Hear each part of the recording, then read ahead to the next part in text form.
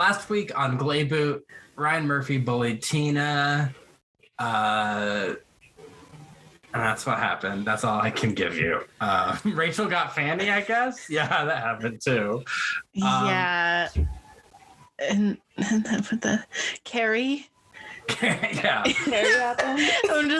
All I've got today is just like one word things, apparently. Just word association. Beatles. We kind of, the Beatles happened part 2.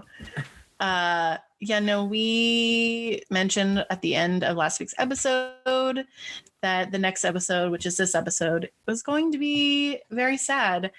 And I feel like everyone's pretty low energy. Mm-hmm. I'm not. I'm ready. So fucking ready. Gleeboot. So, yeah, welcome back to Gleeboot, the show where we talk about Glee. I'm Cullen. Alyssa. And I'm Hannah. And we have a special guest, the host of Life's But a Song pod, and I believe several other podcasts. Yeah, I John. co-host. Yes. My other podcast I co-host called Movie Deja Vu, where we compare similar movies. But I'll get more into that later. Ooh. Yeah. Basically, at the end of the show when we do plugs and stuff, right? Exactly. Great. Now, I picked this. I picked being on this episode. Yes, because Cullen got in contact with you and was like, oh my God, let's collab. And we're like, okay, these are the episodes we have coming up. And you're like, quarterback. And we're like, wow, you really want to go through it. Yes. I did it to myself. I gotta, okay, so how I spent today, ready, go. I did things for my podcast, Life's But a Song. I then futzed around my apartment for maybe 3 hours, and then I finally watched it like right before recording this because I didn't want to have the sads all day. Yeah, I literally was like, okay, I need to get through work first. And so I did my work. But like toward the end of work, I was looking at the clock. I was like, okay, like I have to watch this soon. So it's starting to get to me. Still was not mentally or emotionally prepared. Nope. And this episode is what, like 10 years old, 11 years old by this point? 2013. So almost 9 years old. 9. Yeah. Oof. It still hits you. They oh boy. But yeah, try watching this live. Refresh my memory. You all haven't seen this season yet? No. That is correct. I remember watching this episode like maybe 2 or 3 weeks after it came out because I had already dropped off of Glee, and my friend was like, you should at least watch this. I'm like, you're right. But I didn't remember any of it. I think like I blocked it out of my brain because I didn't remember a single thing of it. Oh, how could you forget Santana in this episode? How dare you? Honestly, I did. I remember that song, but I never remembered the context. And obviously like my brain should have put it together. And then I also remembered Seasons of Love, but again, I didn't remember the context. I think my brain was just like, you cannot handle this. I have to say though, a lot of people I know were like, I'm going to do 3 seasons. And then all of a sudden they just watch this one episode because of everything that happened. So that must be a common thing because I stuck through it until the end. So bless your heart. Season 6 is such a train crash. I love it. This episode is definitely designed for people who hadn't been watching to come back and watch. Because it wasn't like, here's Marley's thoughts on Finn's death. It was like characters that people would know had relationships with Finn. I mean, except Quinn, who was strangely absent. Yes, I want to know why. And so was Brittany. Yeah. I know Brittany, I'm pretty sure, was on maternity leave. Yeah. I was actually surprised that she didn't actually just show up. They weren't just like, just come back for this episode. Yeah. I kind of feel like I was actually expecting her to show up. Bummed about Quinn because they dated for a long time. They almost had a baby together because hot tubs. But I looked at the reception on Wikipedia, and this actually had like a huge spike for the show. Like it was the highest rating since September of 2012, which would have been like the early part of season 4, right? Yeah. So it soared 40% from the season 5 premiere 2 weeks before. And 75% up from Teen in the Sky with Diamonds. People did not like love, apparently. But I kind of actually read through a lot of the Wikipedia trying to be like, why wasn't Quinn here? But yeah, I just thought that was really interesting. Honestly, about like the reception. Ryan Murphy drama. Well, wait, did the Wikipedia not actually answer the question? No. Okay. It didn't say anything about, it also didn't give me any answers about Sugar and Dreads not being there either. I mean, does anyone? Well, they never show up anyway. Like, I don't care, but then also I'm like, I kind of care. Like, what are they doing with them? Did they lock them in a closet? So wait, when this episode come out? August of 2013. So about a month after Cory Monteith had died. So I was just looking up. Quinn, Diana Agron, was maybe working on the movie The Family. It came out the same year, apparently in September. So maybe she was doing press or something for that, and that's why she couldn't film possible. it. Yeah. Okay. Yeah, I feel like it has to be that plus Ryan Murphy drama. Because I don't know. Anyway. Because at the end of the day, Naya Rivera killed her performance, but the Santana storyline would have made a lot more sense as Quinn. I don't know. I don't know how I feel about that, though. I mean, we can get into it. I feel like we should wait to get into it because, I mean, for the second week in a row, I'm finishing off the Mike's Hard Lemonade. Again, not sponsored. The pineapple. Honestly, this time around, it's much better, and I don't know why. But anyway, that's what I'm thinking. Mike's Hard Lemonade? That's still around? I know, right? I'm just honestly finishing whatever is in the fridge, just trying to help clear it out. You know, I'm doing a civil service for my family. Are we 16? Is that what's happening? Did I time travel? I honestly feel like I'm 17 sitting in like a friend's basement. Like that's how I feel right now. About to talk about Glee. Yes. About to talk about Glee, probably. Yes. We are teenagers, basically. Yeah. So, John, you said you've watched the show the whole way through. So, what is kind of your relationship with Glee? So I remember watching the pilot way back in the day when it was in May or whatever, like the the pilot episode. And then I was like, what is this? I don't remember why I watched it. I just remember watching the pilot. And then I was just so invested in it that I was like, we have to watch the whole show. And so like a lot of the time I didn't have cable where I was. So I had and this was before the day of streaming services, everyone. Ooh, I'm that old. Like Hulu was still around and it was free for everyone. Let's put it that way. And Netflix still gave out like discs that you could rent. Yeah, I forgot about those. I realized I ended up buying a lot of the episodes on iTunes. Oh. And I bought all the music too. I was digging to the show. Let's put it that way. I wasn't like a full-blown Gleek because there are other Gleeks out there that are like far and beyond what I did. Like I did the bare minimum Gleekage. Let's put it that way. So I stuck through that goddamn show, all 6 seasons. That's incredible, honestly. Yeah, if I did not have a podcast, I would be dropping off because we would have dropped off.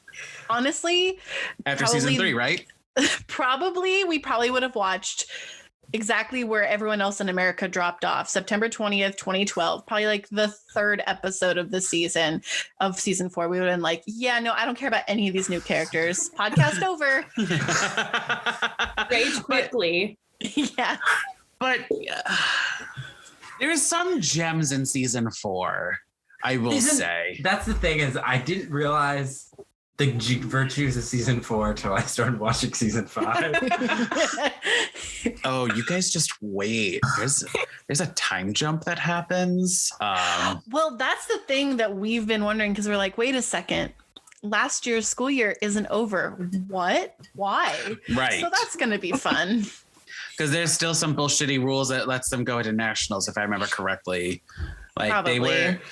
what was it in season in the Thanksgiving episode, Marley, like they disqualified in sectionals, but because she had a medical emergency on stage and they're like, bitches, get off our stage. You allotted your time, whatever. Yeah. And so like they allowed them to do it because of some rule. The Warblers were using steroids. Yeah. Oh, I thought it was like they were like, you disqualified, but since you're national champions, we're allowing you to come back. Don't let it happen again. But I forgot about it. Maybe some sort of blend, honestly. Yeah, it was the Warblers. It was Hunter Clarington. Remember him? No, I don't.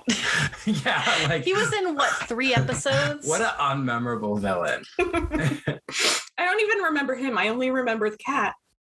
Yeah, he was better. Oh yeah, he did. He had a cat. Is he the one that Santana sings the Michael Jackson song with? That's Sebastian, the Flash. The Bastion. And he's still around apparently. He was in Love, Love, Love, the first episode of season 5.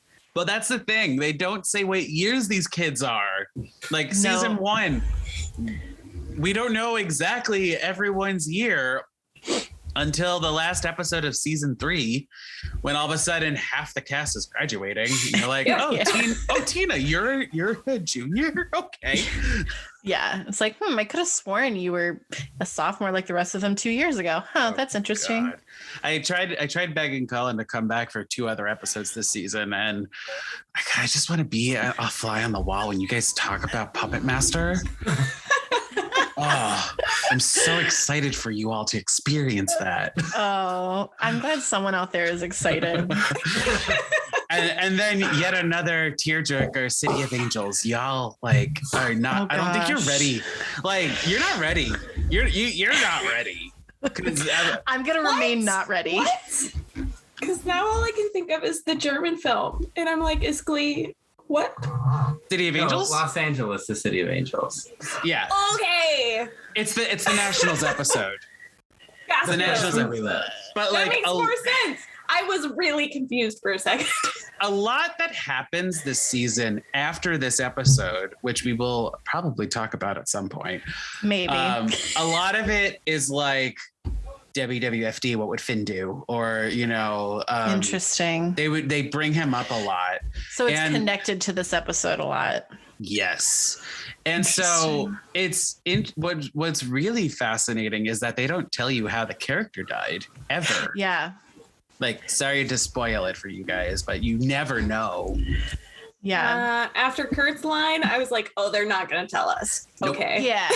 Like I was in the Wikipedia, the critical response to that, one of the critics was like, it feels basically like haphazard, but like I can kind of agree with that like, why didn't they give him a reason?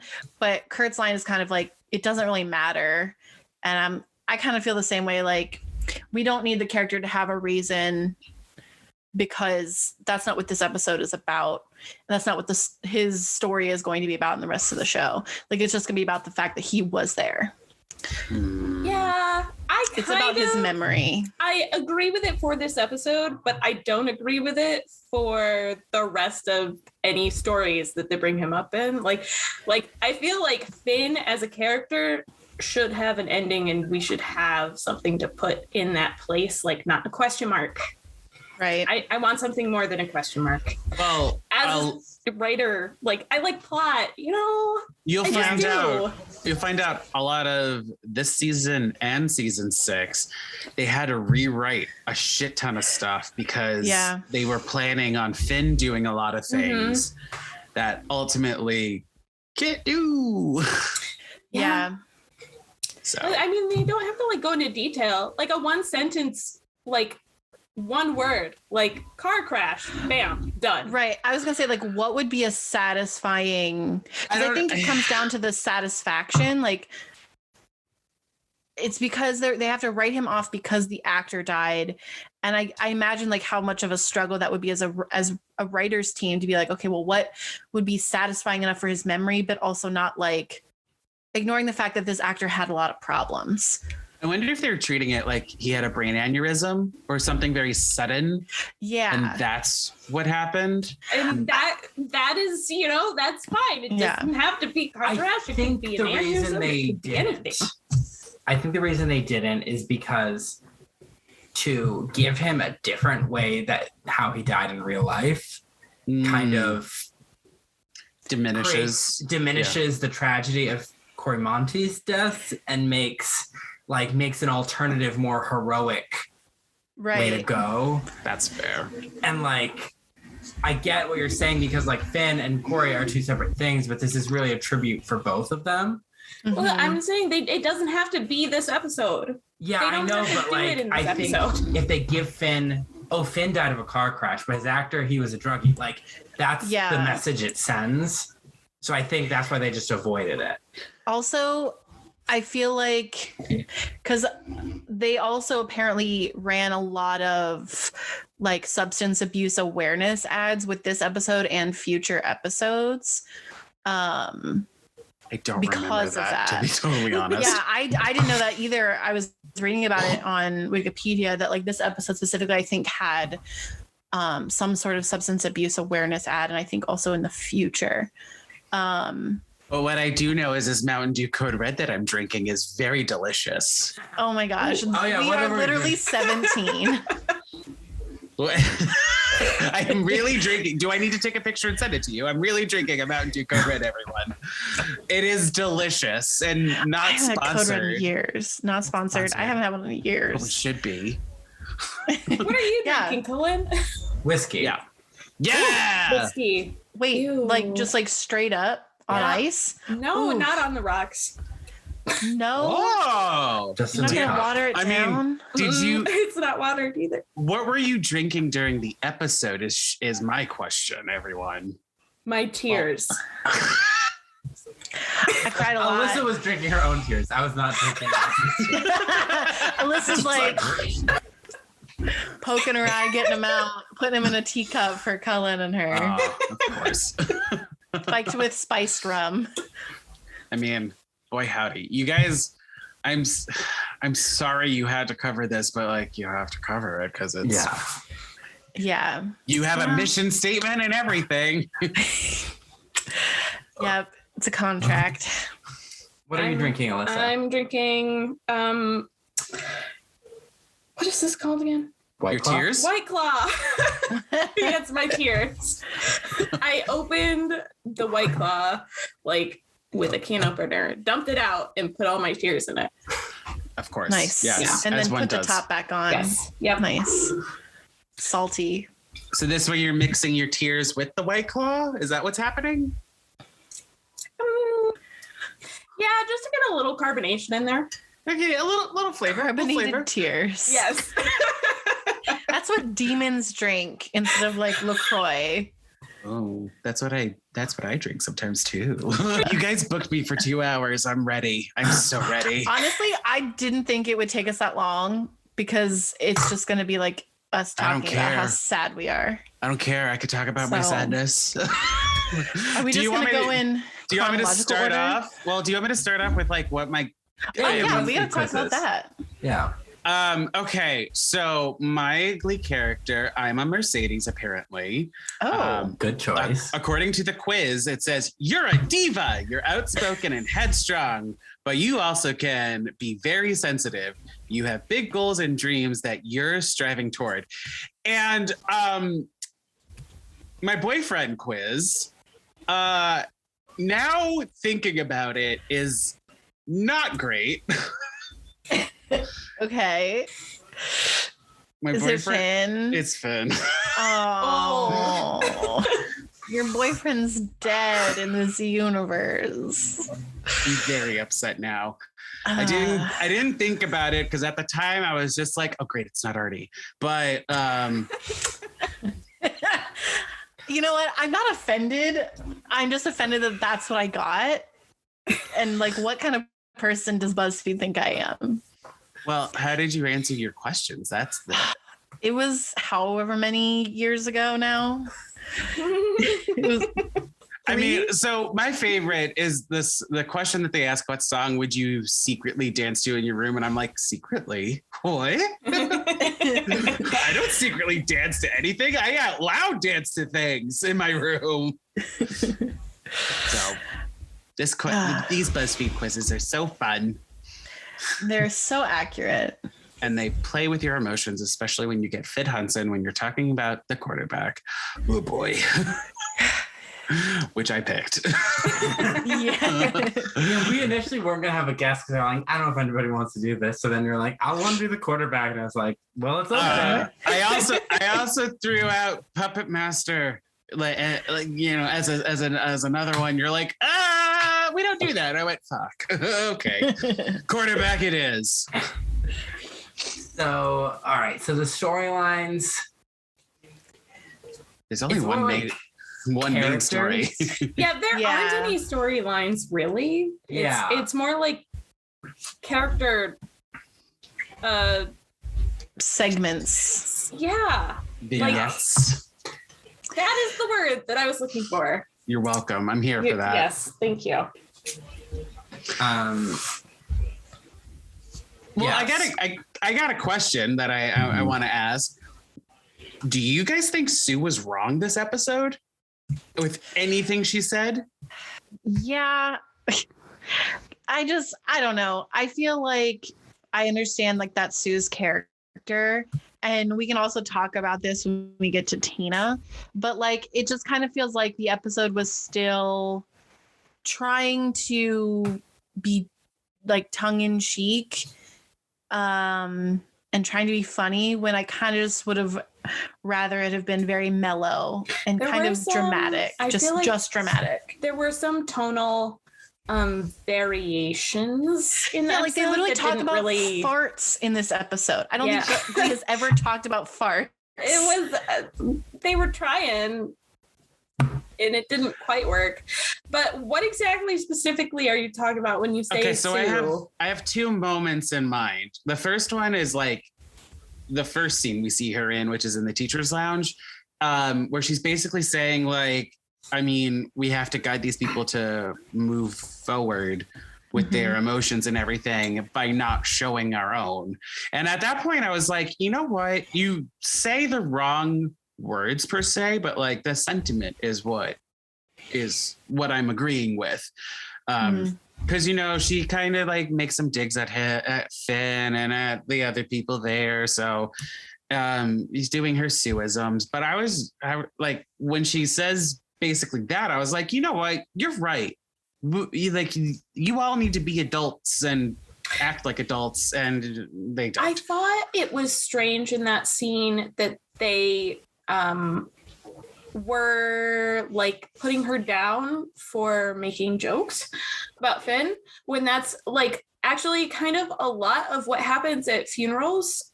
Yeah, is people deal with grief using humor and like talking about the person who died and in like a lighthearted manner. Like that happens a lot, and I was kind of confused by that scene for that reason. And then the other scene that I have in mind is after Santana apologizes for like pushing Sue and everything and being very verbally aggressive towards her.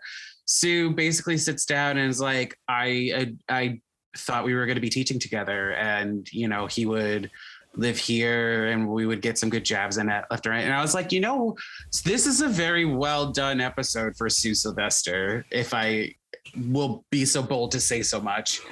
I don't know if she was nominated for an Emmy for this episode, but I mean, this is great acting for her.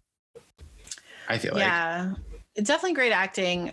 I feel like those points definitely make sense. I would agree with that. That like, also it's kind of just like what Sue does. I think maybe the fact that because she does that all the time, maybe it was sort of like wearing on them. But I also think that's giving the show too much credit. Like I do think it is sort of that, oh, we need to be super somber. But I don't know. I kind of feel like it was kind of, I don't know. It was interesting the way that the show kind of like pick and chose which types of grief were acceptable and which weren't. Yeah. I didn't necessarily agree with the way that they approached that sort of issue, like the way that they dealt with what Tina was going through in the counselor's office. And can we just rip that Band-Aid off right now? Yeah. That was so fucked up. Yeah. Last week, I think it was last week, I had said, oh, I miss Goth Tina. And this episode, it's very clear that she does not want to be Goth Tina anymore. And so much so that during the time that it has been allotted for those students to come forward and talk to Emma about their feelings, about how sad they are about Finn, etc., she's literally talking about how she's sick of wearing black and that she's going to be forced back into being like Goth Tina again. And it's just like, I'm glad that Emma does the thing where she gives the pamphlets that are like basically like shut the fuck up. But it's also like, it's the show making Tina into a horrible person again. And like, I disagree completely. I think that she has the right to feel like she doesn't want to wear black. And Finn, right, but like, do you feel like it should be Tina saying that line, or would it have been better if it was Kitty saying something like that, where it's like, I don't want to wear black forever? I don't know if she feels like has this sort of wow, words tonight are not happening. But if she has this feeling towards like a stage in her life, for instance, being goth, and is somehow traumatic for her, and Finn's death is also traumatic for her, and she's like putting the two together, they're mixing together, she doesn't want to deal with either of them. The fact that she doesn't want to wear black is just another way to say that she doesn't want to deal with Finn's death. And see, I did not read it like that at all. I didn't read it as that. Yeah, but I mean, that's... I think we're not supposed to read it as that either. I think we're not supposed to, but I think Alyssa's right. So thanks. I can see it. Yeah, I mean, I could see that for sure, but that is not how I read it, and I don't think that's how the show is approaching it. I think the show is like Tina's is being a selfish brat. Yeah, the show wrote it to be like Tina's being selfish. Yeah, but the idea that she's like, I used to be obsessed with death, and now I'm facing death, and that horrifies me, and I'm scared of that, and I'm scared of being subsumed into that. I wish you said that instead. Yeah, but what 17-year-old is gonna be that on the nose? Like, they don't know. They're very adult with their conversations on the show. Yeah. So I don't know. I just kind of feel like it's the show doing the thing where like they're trying to be cheeky about something when like I kind of just don't think that moment is necessary, because like if it was what you're saying, then cool, but I don't know. I don't think they executed that well.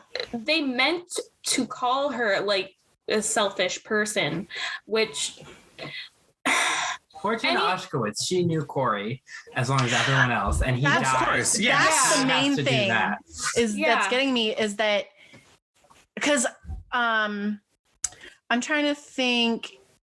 I think it was the guy who plays Artie. He said that he found it weird that they're having to play reactions that they obviously would not feel in real life. For example, a number of the characters aren't dealing with the loss of Finn and are in denial, while the actors are very much dealing with it. And I think that's one of those moments where like Jenna Ushkowitz is forced into this situation where like I don't feel like they executed it well, because I would be down for that other thing of her being like, I was obsessed with death when I was goth and wearing black, and that's all this reminds me of. I totally think that could be valid for Tina. Like, that's a much better way to go. I'm glad they didn't do a show circle where people were eating peanut butter. That's all I have to say. It's very upsetting though that like, I, like you guys, loved Tina, and I was very upset that like, you know, especially in seasons 4 and 5, when it's supposed to be her year, it's still not her year, and she's very much pushed aside or gets like a scene. So in this moment of this episode to the fact that she comes off in such a negative light, regardless of like subtext or anything. She's in a negative light in this moment is very upsetting because like you said, she knew Finn's from day one of Glee Club and she's been part of it. So like the fact that they wrote the wrong lines for her or like not fully realized lines for her, how she's feeling is very upsetting and jarring. And like, you know, I want to put this mirror onto Ryan Murphy and all the other people and be like, what the fuck did you do? Yeah, I think you saying it not being fully realized, I think that's kind of what this is, because every other character that knew him gets a very emotional scene or sequence to express that. And Tina's is not that. So I think fully realized, like a lack of being fully realized is the right terminology there for sure. The other, sorry to interrupt you, Cullen, but like the other thing too is like she has that moment, but then in other scenes that when they cut away to her, she's feeling like other feelings than what we've seen in that one scene with her and Emma. And it's like, okay, so wait, are we sad? Are we still a little selfish? What's going on here? Like they needed to pick something and keep that for her throughout the whole episode, considering it takes place in like 3 days. Mercedes gets to sing I'll Stand By You, which was amazing, though it did make me wonder if Mercedes and Finn ever interacted. Oh, that's a good question. Because she's like, he was the first cool person to say stuff to us, something like that, right? Yeah. Isn't that Mercedes? Yeah. But no, that's an excellent point. Did they have dialogue together? I don't remember. I know. I go back to that first time they have sectionals, and where Mr. Shu is not there. I know, like Finn is talking to the group at large, but like I don't know. Yeah, like I mean Finn, Mercedes specifically. Like I know they've had group interactions. Yeah. But have they ever had like a Finn and Mercedes storyline? Apparently they had, where he told her about I'll Stand By You. Yeah. Very off camera. Just like Alyssa and I like it. Perfect. I actually wrote down, you know, like, when did this conversation happen? When do you think it happened? Obviously it's after season 1 and before this time. Do you think it was like, you know, one of the many times? I think it was the day after it happened and he needed to tell someone. He just saw Mercedes. He was like, hey, I know you from Glee Club. I did this thing. I did this thing. Don't tell anyone. Talking to me. Don't tell anyone I did this thing, but I did it. Yeah. I mean, it was great that I'm happy Amber Riley got a song, you know, that she killed it. But like, I wonder though why they didn't put other songs that he sang. That was my other question, is because she was like, our assignment this week is Finn, and it was like, you can sing songs that he sang, and then I didn't hear anything else that she said because I literally was like, I don't care about you. So I didn't, that's why I was like, wait, did he say like songs that Finn would have sang? Because the one song that they sing on guitar, Sam and Artie, I was like, okay, yeah, I could see Finn maybe singing something like this. So I don't know what the assignment was. Yeah, where is the cover of It's My Life / Confessions? Where was it? I think missing in action. Finn doesn't sing a lot of songs you would sing. Or what about You're Having My Baby? Oh. Actually, that's what I thought Mercedes was gonna sing when she was about to. She's like, Finn sang this to his baby, and I was like, no. And I was like, oh no, wait, that was to Quinn and her very racist family. You know, they could have made it like the 7th or 6th "Don't Stop Believing" at this point in the show. Wait, 5? 5, because I feel like 100 would be 6, and then in season 6 it would be 7. Yeah, that's too many times. Just gonna say that. We knew it was gonna happen more. Like we were prepared for this, but it's too many times. There are the same Don't Stop to Believe In happens the same number of times as the number of seasons in the show, but not once every season. Because season 1, they sing it twice. Technically 3 times, but they sing it twice. And then I don't think you hear it again until season 3. And then there's one in season 4, 5, and then 6. So too many. Boy. Did I tell you guys I'm a nerd when it comes to... I know things. Stop me. But Kurt is in New York. He's packing. He has a picture of him and Finn. He's like, Finn was my brother. I don't want people to focus on how he died. I don't want people to like blame him. And, he's my brother. I'll always defend him. I loved him. But he doesn't keep the picture out when he thinks Rachel will see it. Fun fact, those are promotional pictures. Yes. I was going to say. Oh. Well, so just like the one picture a little bit later on of like Finn and Rachel kissing in the choir room and like Kurt is like in the back lurking because Kurt loves a lurk. I was like, okay, that's definitely a still from the show. Like, that's so weird. Of course. Like, is Shu taking that photo? That would be weirder, but also I believe it. Can I jump ahead too? Like, sure. We're jumping all over the place. I just need to say this because it blew my mind. So, on the plaque, the quote that she wrote down, it's wrong. Oh, interesting. Is it really? Yeah. So the plaque, do I still have it popped up? The plaque reads, "The show must go all over the place" or something. But what he really says is the show's got to go all over the place or something. So little minor things here and there, but I was just like, you guys Rachel have wanted to make him sound a little smarter. But they still have that moment where it's like, did he really say that? And that's actually the first sectionals that he's no, I lied to you. It's Night of Neglect. I'm so sorry. Yeah. Yes, Night of Neglect. That episode. Turning tables. Disappearing. That was so long ago. Goop. Goop was in it. Remember Goop? Goop was in it. She was in this show. Holly Holiday, such a great character. I miss her. Like, literally, I miss fun. I'm not going to say anything. We're going to not spoil more for you guys. Okay, good. You're going to have to So then he goes to Ohio, right? Yeah.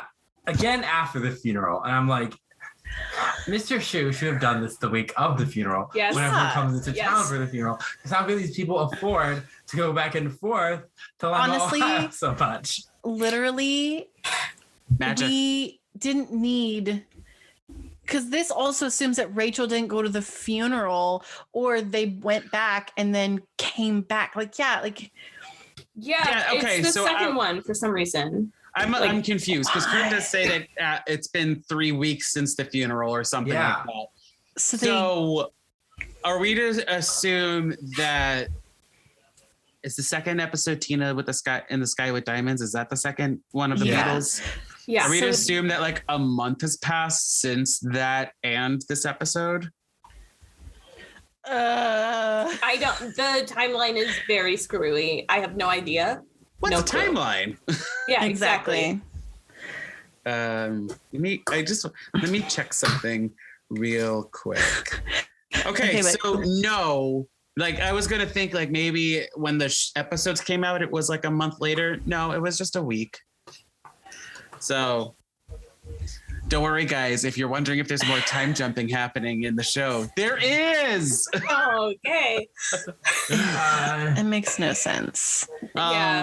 Just wait till the last episode. So there were 3 weeks between the funeral and the Memorial Week because it's a whole week that they do. Yeah. 3 days, really, if you think about it. If you look at the costumes, it's 3 days. Okay. I do that. I'm sorry. Well, I mean, like it's 3 days that we see. I'm assuming next episode is going to be the other math. No. After this, you're back to regularly scheduled Glee programming. Time is a social construct. Yes. Yeah. But It's very, I don't know if they were doing that out of respect for Cory's family and everything. Like they wanted to like quote unquote wait in the world of Glee for this to happen. I think it was that they had already started filming those first 2 episodes and then Cory had died. I thought he died in July season. No, he was it when it aired? No, he went to rehab. He went to rehab in season 4. That's why he was missing in the show. In the last few episodes, yeah. Yeah. And then I think they were filming the first 2 episodes, if I'm recalling correctly, and then he passed. And because then they filmed it. Memory serves, I didn't watch the Beatles episodes. They don't even mention Finn in them, right? No. Yeah. I don't think so. So, yeah. Yeah. Oh boy. Yeah. It's a rough one. This episode. It's a Memorial Week. That's what's happening in Glee Club. They sing I've Seen Fire and I've Seen Rain. And then Kurt is with Bert and Carol. Oh, the heart-wrenching scene. Yeah, it was. Oh, it's this so is rough. The scene where I started crying and then continuously cried. Really? More. Oh, I cried during Seasons of Love, literally the first number. Oh, I forgot Seasons of Love when they're singing in front of a picture of Finn. The season 1 promotional picture. Did y'all get like How Will I Know vibes as well? Yes, a little bit for sure. I think I confused the two because it's been a minute since I've watched Glee. Not gonna lie to you. So I knew at the end that they would turn up stage, but I thought it was what they do in How Will I Know, where there's a light that no one is standing in, and I thought that was for Finn. I forgot that they show you pictures. Yeah, no, I mean the episode starts really similarly for sure. But yeah, Seasons of Love, that's when I started crying, and then it would stop and then it would come back and it would stop and come back. But yeah, this is where it really came back. They're going through Finn's room and poor Carol is just like on the floor, just kind of there, and they're starting to pack up Finn's stuff. Yeah. Using the same method Kurt tried to get Sue to use when her sister died. Yeah. What is it? Right. Keep, donate, throw away. Yeah. And Bert talks about how he should have hugged him more. Like he was worried about some tests in college and he should have hugged him. Wait, was it college? I thought it was high school. Yeah. No, because he was in college at this point in the show. Yeah. Because did he wait? Okay, refresh my memory because I'm not rewatching all of Glee. No, I don't blame you. Finn graduates, goes to the army, and gets dishonorably discharged, and then starts sort of student teaching. Yes, and then he goes to college. I don't think it was a dishonorable discharge. Or whatever, he gets discharge, if those exist. Yeah. he gets discharged, and then once he's student teaching, that's when he goes back to college. Because to college. A 16-year-old girl named Marley tells him to do it. So that's what happens. They've known each other for like maybe a month or 2, and she's like, "Go back to college, become a teacher." He's like, "Okay." Because they have that college episode with Puck. Oh God, that was horrible. That was his last moment on the show, was that frat party in the hallway. And the frat party, really? That was his last moment on screen. He came back. He came back. He made up with Will. And then he was in the choir room. That's his last episode, though. Yeah. It's like those the last moments we see of him on screen is like that stuff and making up with Finn, Will, whatever. I think this Mike's hard hit me hard. No. Guys, I'm going for the big stuff. I'm going for a Snapple tea, lemon tea now. Oh, I fucking love Snapple. Made from the best stuff on earth. Wait, No, we're not paid. That's right. Fuck that. Yeah, no. Snapple is mediocre unless you sponsor us. Sponsor us. Just sponsor one of us, please. We need money. Yeah, Carol. Because, you know, I was just, part of me was like, wait, did Finn not see Bert for like 2 years at this, or a year and a half? A state representative. True. He's gone back and forth to DC, right. Which I think the show just completely forgot that he is actually a public servant, but it kind of would have been interesting if he had mentioned that, being like, I was back and forth between DC. I didn't get to see him very often. Like, that kind of would have been a logical thing, but you know, the writers had more stuff to worry about. Yeah, because they talk about Hannah. I need an aside with you for 1 second. Okay. You want the show writers of Glee to be logical? I know it's crazy. I know, but just like one moment. You were playing with fire with that one sentence. Well, the show's over, so it's like asking the writers of Riverdale to be cohesive with something. Not gonna happen. You know, I mean, it's those showrunners. They just go kind of crazy. Yeah, they let their writers do whatever. Ryan Murphying it up. But this is practically not this episode. I have to say, this is one of the stronger episodes that the show has done, and it's all a memorial. Yeah. Like it's 44 minutes of people crying the whole time, and though. Not, in my opinion, not the best episode post, a character dying. Because have y'all seen a little show called Buffy the Vampire Slayer? Yeah, well, I have not seen Buffy the Vampire Slayer, but I know what episode you're talking about. The episode of the body? Yeah. Yep, because we had to watch it. It was one of our episodes at school. Like, my teacher loved it so much. She was like, we're going to watch this episode or you're going to learn how to write well. It's a better episode dealing with grief and everything. I'm not going to lie to you guys. Well, there you go. But this episode is amazing still because, like, I don't fault them for bringing back the graduated group because this is the one time that I'm like, this makes sense. Yeah. And it's super cathartic. And I can imagine that, like, for the actress who plays Carol, that, like, it's weirdly cathartic for her as, like, a TV parent, too. Mm-hmm. One of the things I noted about that, the scene is Kurt finds the football of the single ladies football game, and Bert going, that's the weirdest football game I've ever been to. And I loved that line. Like, that was like a great moment of levity, I think. That whole scene is fucking amazing. Carol. Yeah. Carol, well, first they talk about the lamp and the hideous lamp. I forgot that, like, they were talking about the scene and I remembered the scene, but I did not remember that it was about a lamp. So yeah, I didn't remember it was about a lamp either. And I was like, I thought it was about the whole room. Yeah, me too. Frankly. Also, they don't talk about why he went on a tirade. Do you all remember? Yeah, the tirade was that Kurt was pushing his sexuality onto Finn. Like, that was part of the context there. Yeah, Kurt was being a predator and trying to sleep with Finn or hook up with Finn. And then Finn freaked out. But no, I mean, they didn't talk about that in that scene. And I was just like, what? Kurt, come on. Important context.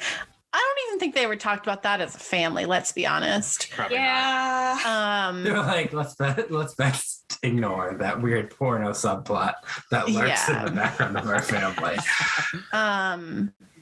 But yeah, so they're talking about the lamp, and Bert's like, you know, I wasn't even so much trying to teach him a lesson of tolerance. It was like me teaching myself a lesson. It was for once in the show's life realizing that their scene was kind of messy, and the stance they took was a little odd. But like not fully wanting to, like, apologizing for it, but not entirely in a way that makes sense. Right. Yeah. And then I'll let it slide. Carol's, I don't even remember how she gets on this tangent. But I think it's about like remembering where she was like a week ago or 3 weeks ago when she got the call. And she's talking about how like you see parents on the news lose their children and you think that's so awful. But like, how do you wake up every day when you're still a parent, but you don't have a child? That honestly just gave me chills, you saying that, because that was just the worst line, like in a very emotional way. Like it was just horrible. Are any of you guys parents? I'm asking just because. No. Because I'm not. I'm very much a single lady myself. And it's interesting to watch TV shows and movies where a child dies and the parent like surpasses them. And so, that line stuck with me since then, whenever the death of a child or someone's child dies in a TV or movie, just to see how the parents react, because like you sometimes have like the overly crying mother and the stoic father, or they're both ugly crying. And so I really appreciated this scene because like they're all just crying. Everyone's crying. I'm crying. You're crying. They're crying on screen. The Hummels are crying. The people shooting, like behind the camera, are crying. Probably crying. Yeah. So it was like the Wikipedia stuff that I was reading. Literally was like most of the stuff that's on screen was first take because no one could do it again. Right. So everything is super raw. And you can tell where there are moments when it's real tears versus acting tears. Mm-hmm. So. Yeah. Anyway. That scene was pretty amazing, probably. Because it's like, at the end of the day, the people that are going to mourn you most are your family, not the people from your show choir class or club, whatever it is. What are they? Class, club? Do you get grades? Okay, that might be answered in this episode if you think about it, because Tina's assistant, whose name that I'm blacking out right now, Tori, has dialogue with Santana. Oh yeah, she's like, it's till 11:45, right? Something like that. It's still during a school period. Yeah. So maybe it's a class. I don't know. Some after school meets.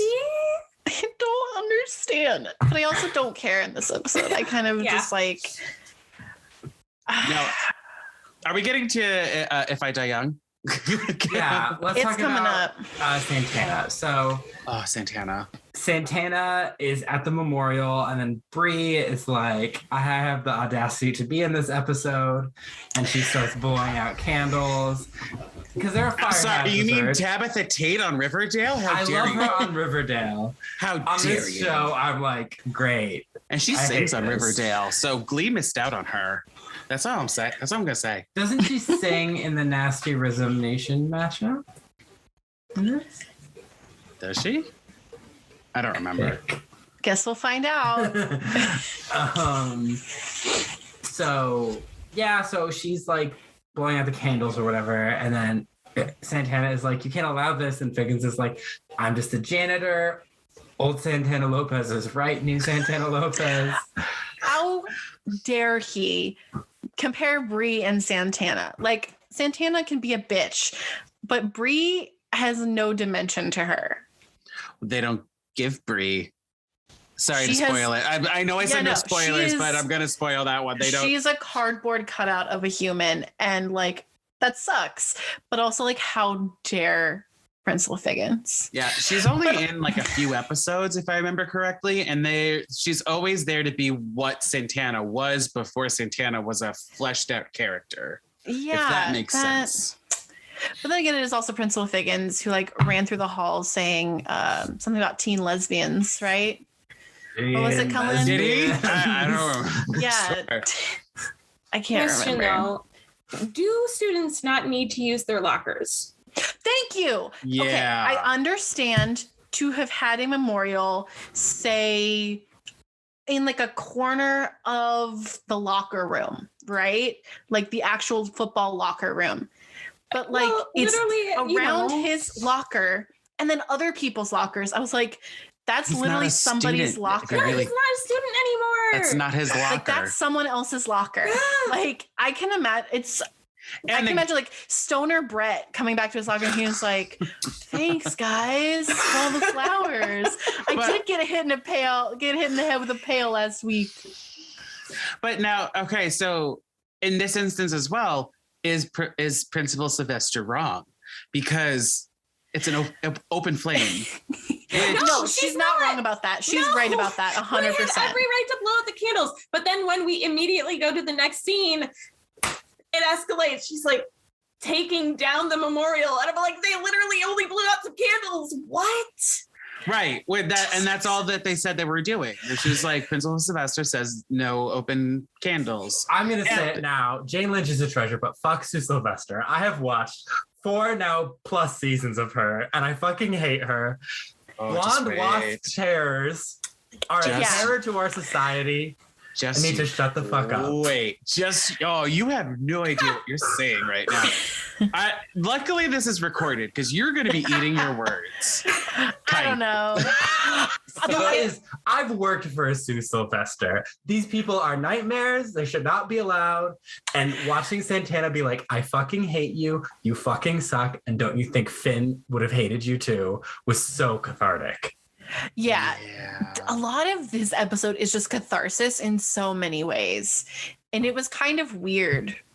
Like everyone talks about, oh, Sue, we need you back. Oh, Sue, this. And like, yes, Jane Lynch is a treasure. And yes, in early seasons, Sue is really funny. But at this point, it's like, who's letting her near children?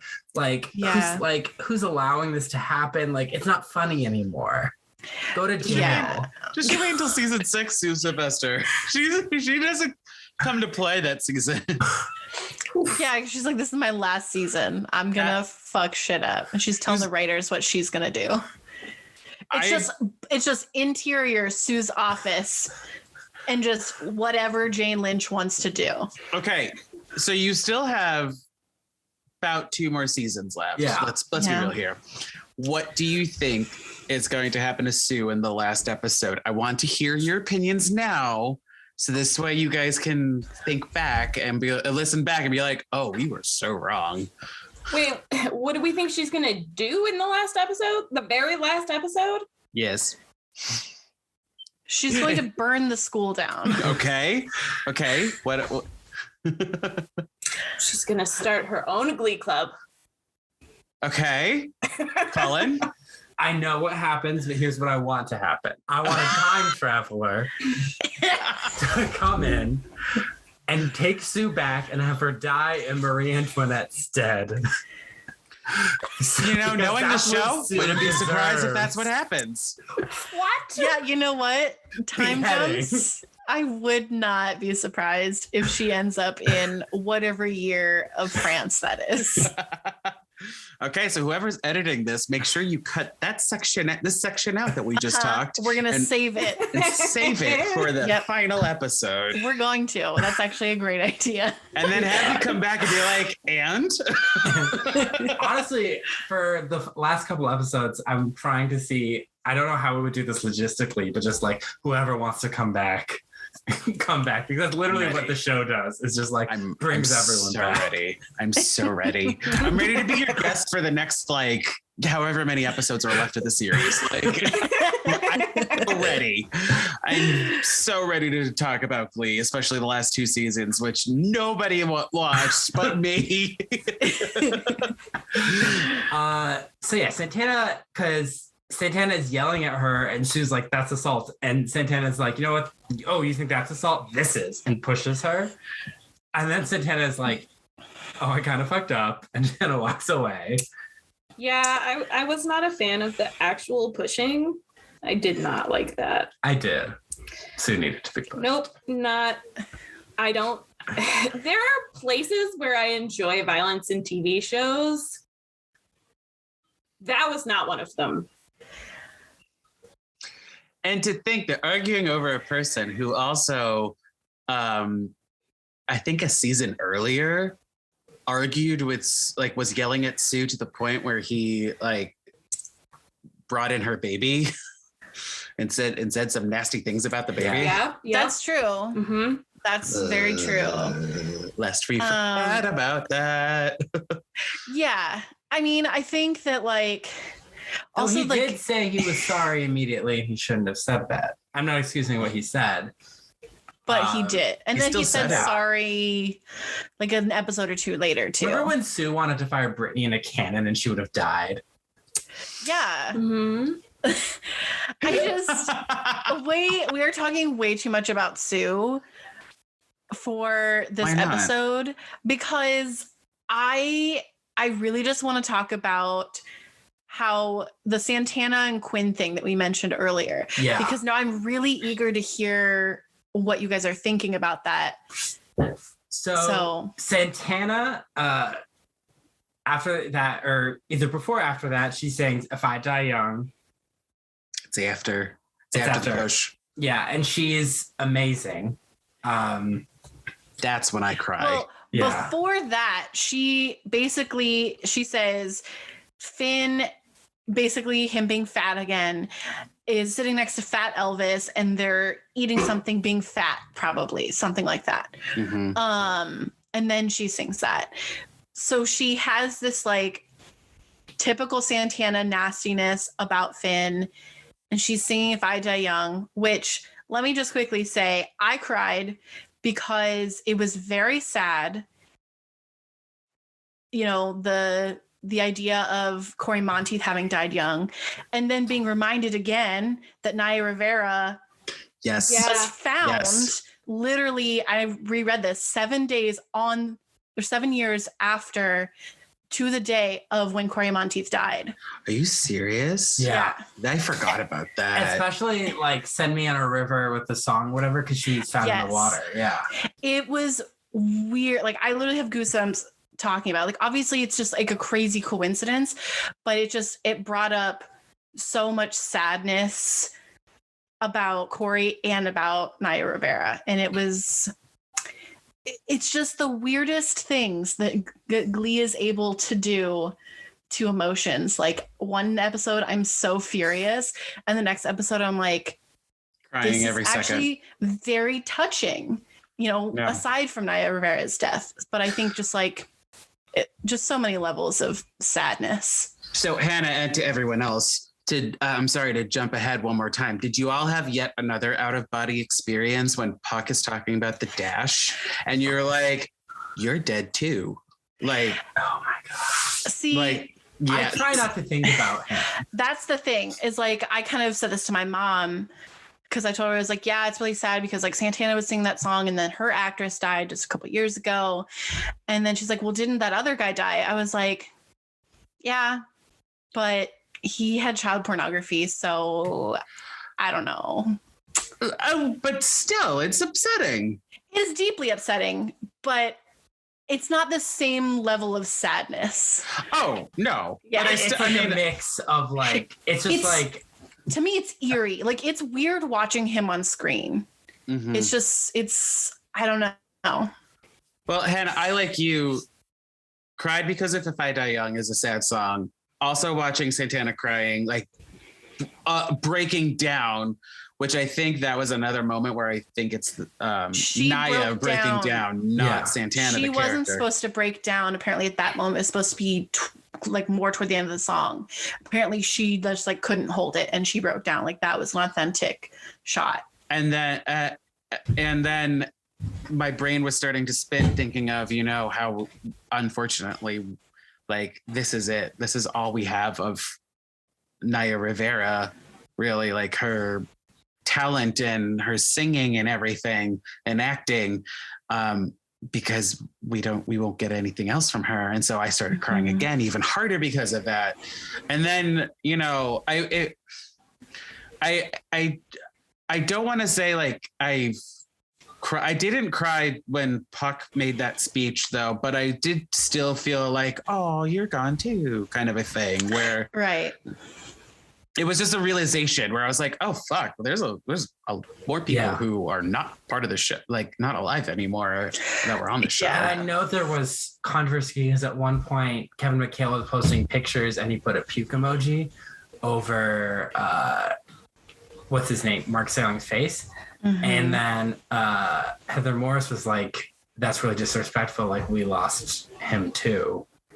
And then people were all weighing in with their opinions and whatever. Right. And I don't know if I have an opinion on that because I've never been on a TV show and worked with someone who ended up being in child pornography. Like, that's a complicated moral situation, and I'm glad I don't have to decide what is morally appropriate there.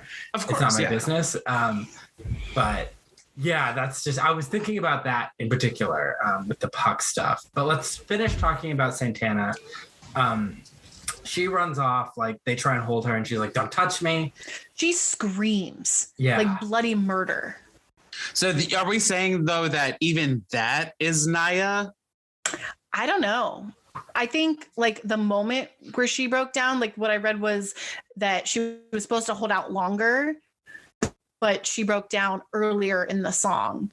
So I mean, feel like the scream is probably what they wrote for her specifically because you would need to have like actors like marked.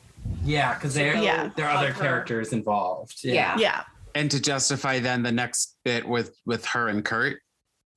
Yeah. You're saying that, so okay. Yeah. I mean, I would believe though that she improv that entire thing.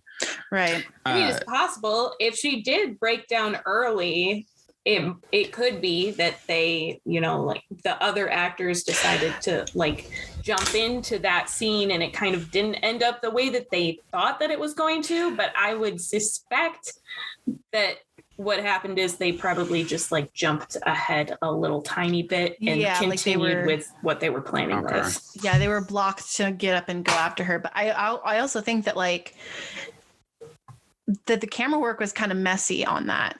Like you couldn't really see everything that was happening. So. Yeah. So like that, I think that kind of lends to it that like there was something not necessarily improv, but spontaneous about it and authentic about it. I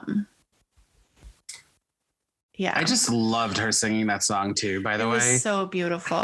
If you guys have a second, like listen to the whole song because you can find it. Yeah. Naya. Oh, yeah. It's really beautiful. I need 27 more hours just to talk about that one song. Are we good? Are we good to go? We're good to go for this. Yes? No? I mean, let's just meet back tomorrow, same time. Great. I like this plan. So Kurt meets her in the auditorium and Santana is like, you know, I wrote all these nice things about Finn. And she was supposed to say them like before she was singing her song, right? And she's like, but I chickened out and I couldn't. And Kurt's like, you know, people on their deathbed aren't going to be like, oh no one knew, or good, no one knew I was kind. Yeah, because he's like, will you share it with me? And she's like, no, it's too embarrassing. Like, I thought his response was perfect. It was like, you're not going to think that.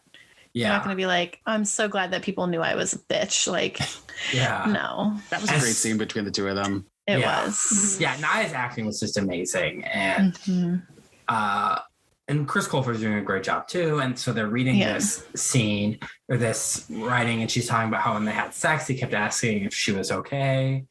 Because that's another thing is that like Santana was his first. Yeah. Mm-hmm. And like they were still friends after that. So that's some sort of like special relationship they have. Kind of relating to that, like Quinn was like Finn's first real girlfriend. And like, for whatever reason that Diana Agron wasn't there, I kind of feel like there's a lot of closure that is not there for those characters for that relationship. Yeah. Because she doesn't get to have any sort of scene like that. Because I feel like it would have been interesting if like Santana and Quinn sing the song together and they're having sort of similar issues with like, well, Santana was his first and Quinn was like his first real girlfriend, like the intimate relationships that they had. And then also like Finn did out Santana, but they did kind of come back around and have a good friendship after that. So there's like a lot of like, I don't know. There's just some closure I think that should have happened with Quinn if they could have gotten her. Yeah. I'm going to have to disagree for a hot second. I don't think Quinn should have sang that song. I feel like Quinn needed her own moment because I like that Santana had a moment because she's always been rough on Finn as a character. So for her to actually have a breakdown moment where she talks about him in a positive light, even though it's only to Kurt, we needed that. But like, I don't know, maybe in an ironical way, Quinn sings you're having my baby as like, haha, he sang this. It's a moment of levity kind of a thing. Like that would have been, I agree she needed her own catharsis, but not with Santana. Yeah. Also like Mercedes gets her own moment, but like we said, like, did they even have like a scene, just the two of them together? We don't know. But like Mike Chang was on the football team with him and probably a lot closer to Finn than Mercedes was. So like, no offense to Mercedes, but like if instead of Mercedes, Quinn had that moment where maybe, because that would have made more sense. Like what if she would have been like, Finn singing? Told me that he sang the song to the sonogram. Like that would have made more sense. That actually makes sense. Like she dreamed of a life for Finn, and then she learned that she could dream for more, but still that's like the literal death of like a childhood dream. And like it would have been interesting if she struggled and then Mercedes got up and helped her finish the song. I could see that. Yeah, because remember when they were like really good friends and like Mercedes lived with, or Santana lived with Mercedes? You guys remember Quinn this? Quinn lived with Mercedes. Oh yeah, the other way around. That's what you meant to say. Yeah. God, you remember that? Yes, remember when we do. wanted that friendship? Well, it didn't happen. But yeah, I honestly feel like the logic was there for Quinn being like, yeah, Finn told me he sang this to the sonogram. It just makes me wonder if like they had considered Quinn and then like they couldn't get her. Maybe. This doesn't really have anything to do with Quinn, but I was just thinking, okay, when does Santana become good friends with Finn? Like after she outs him and he outs her. Why can't I talk? God. He doesn't really out her though. Oh, that's Oh, he does. Yeah. He definitely does. What are you talking about when the treble tones are doing the Adele mashup? That happens after because he in the hallway says like, why don't you come out then? I'm the Finn fan, but he does out Santana and you can't really deny it. He does. Yeah. Oh fuck. I'm sorry. I thought you were talking about that moment where he whispers to Rachel saying that they're good when she thinks he's outing her to everyone in the room. Yeah, that's a response because he did out her. Yeah. And then she slaps him and slap. I think it's somewhere. I think they become friends somewhere when the triple tones rejoin New Direction. Yeah. It's not like clear, but there is like, I remember there being a scene where like they're kind of like we're like siblings, sort of. Yeah. It's hard with Glee because they treat their friends worse than I would treat anyone. Even my worst enemy, TBH. So it's like, when exactly were they friends? But like, could you even say that about Kurt and Rachel right now? Quite literally. The only reason that I bring it up is because Santana's reaction to Sue, like treating Finn as someone that she's mourning while, you know, like thinking that, how do I put this? Okay, so Sue is treating Finn like someone that she's actually mourning when in real life she treated him like terribly. And I'm wondering if Santana has some sort of connection to that, and that's why she went off on Sue like so terribly. And I'm not saying that this is actually the reason why, but I think it could be a better reason. No, I agree. I actually thought that. I'm like, she might be projecting. Yeah, because it feels like rejection at this point. Like, well, so especially. Do we think though that Santana and Finn are like more than acquaintances, but not necessarily friends by the time they graduate? I don't know. Well, because after they graduate, Santana literally calls Finn to New York so he can beat up Brody. Brody, yeah. So they have this weird rapport. Yeah, there's like they sort of kind of respect each other, but at that point, like Santana still is not treating him nicely. Like she's a mean person. But she doesn't treat anyone. Yeah. Is she? I think it kind of goes back to like the Kurt thing where like he's like, you're not gonna be really glad that people thought you were mean when you're on your deathbed. Like she kind of treats everyone like that. And then she probably didn't get a chance to actually be like, I'm sorry for those things I said. Like it was my way of sort of deflecting so I don't have to show my feelings. Like she doesn't get that. And that's why I think like the projection thing, if that had been worked a bit more with Sue, that would have been really, really good. Mm-hmm. A lot of interest, a lot of good closure for Santana, because otherwise she doesn't really get the closure. Like Sue gets that closure. She's like, I thought I was going to be here for 40 years teaching alongside him. And I'm like, Sue, how old are you? She was born in like 1940 something. I think she had her 30th birthday for the 20th time. Probably something like that. So like, so Kurt gives Santana the jacket, and I think when Kurt is like, it's Santana's now, I think that's where I feel like you should have swapped Quinn in, because it makes way more sense for Kurt to be like, oh, Quinn should have his jacket, they were first loves, than like Santana's really sad, so she's gonna get the jacket.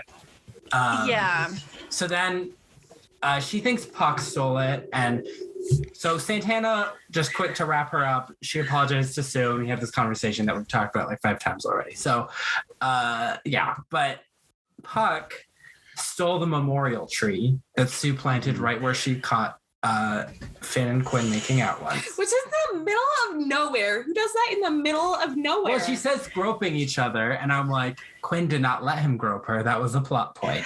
I was gonna say, literally, she said like groping each other's breasts or something. Yeah, like I remember like, oh yeah, because Finn's fat, even though he's not. And yeah, that's also a good point. Like she didn't even really let him touch her boobs over the shirt. I can't believe we're talking about this, but this was a plot point. Yes, it was a thing. Oh boy.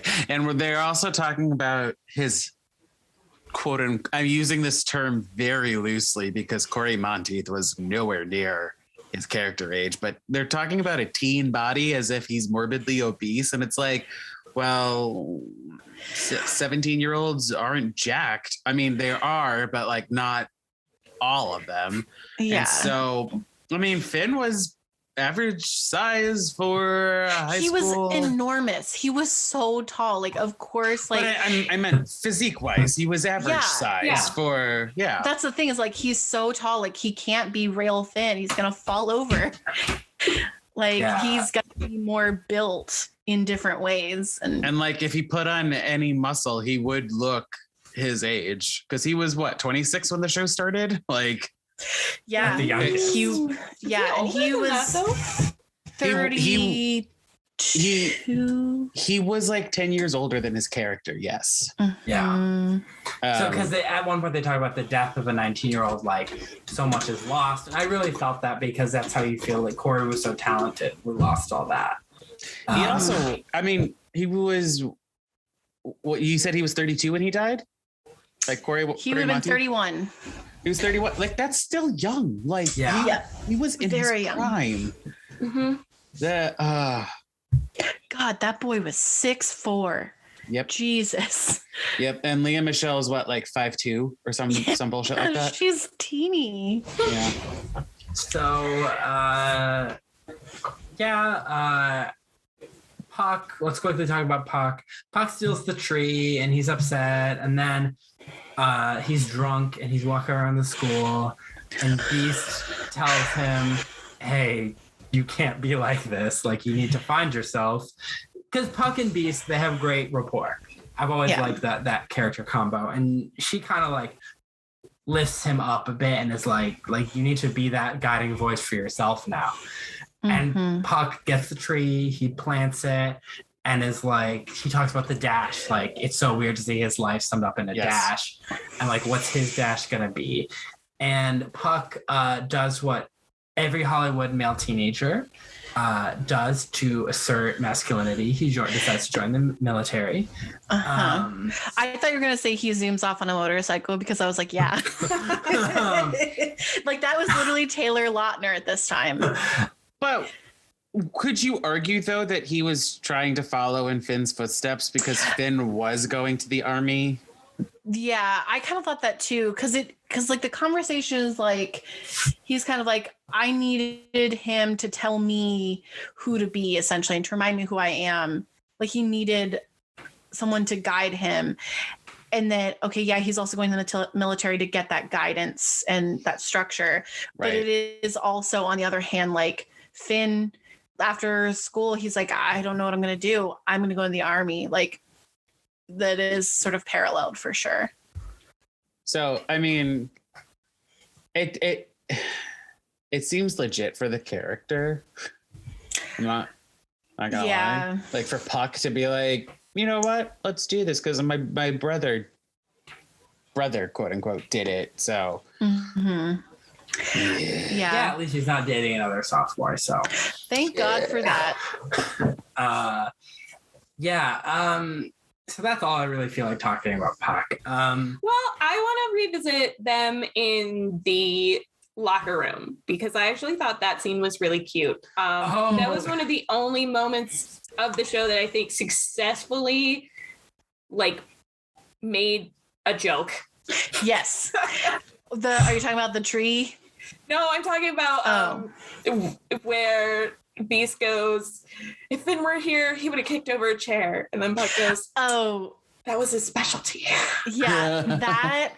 And then also him being like, the tree was too small. And she's like, you do realize that they grow. Yes, this scene had some good comedy moments. 100%. I mean, I did write, I took some notes while watching this. And I wrote down that, because at the beginning of the scene, Beast kind of downplays, like, how Puck's feeling. And I think she says a line somewhere that's like, it's been a month, get over it. And I'm like, no. Yeah. No. I don't remember if that was that her that said? She said something along the lines, but I took it more of being like, it's been a month, you need to stop drinking and showing up at the high school where you're no longer a student. I thought that too. Yeah. Because also she's like, I can understand needing this for like a week. But I was like, also he's underage, so he shouldn't be having it at all. Let's just put that out there. He's 19 or 20 at this point. Yeah. He does not look that old in he this looks scene. 45. Like, he aged 20 years. What happened? Yes. I think it was the hair. I do have to say, though, this is the best Mark Zollig hair that you will see this in the series. I don't know. I preferred when he didn't have any hair and he just shaved it all off. Yeah. I preferred that. I'm a fan of the style. That I don't have it, but I'm a fan of it on others. So I will say that.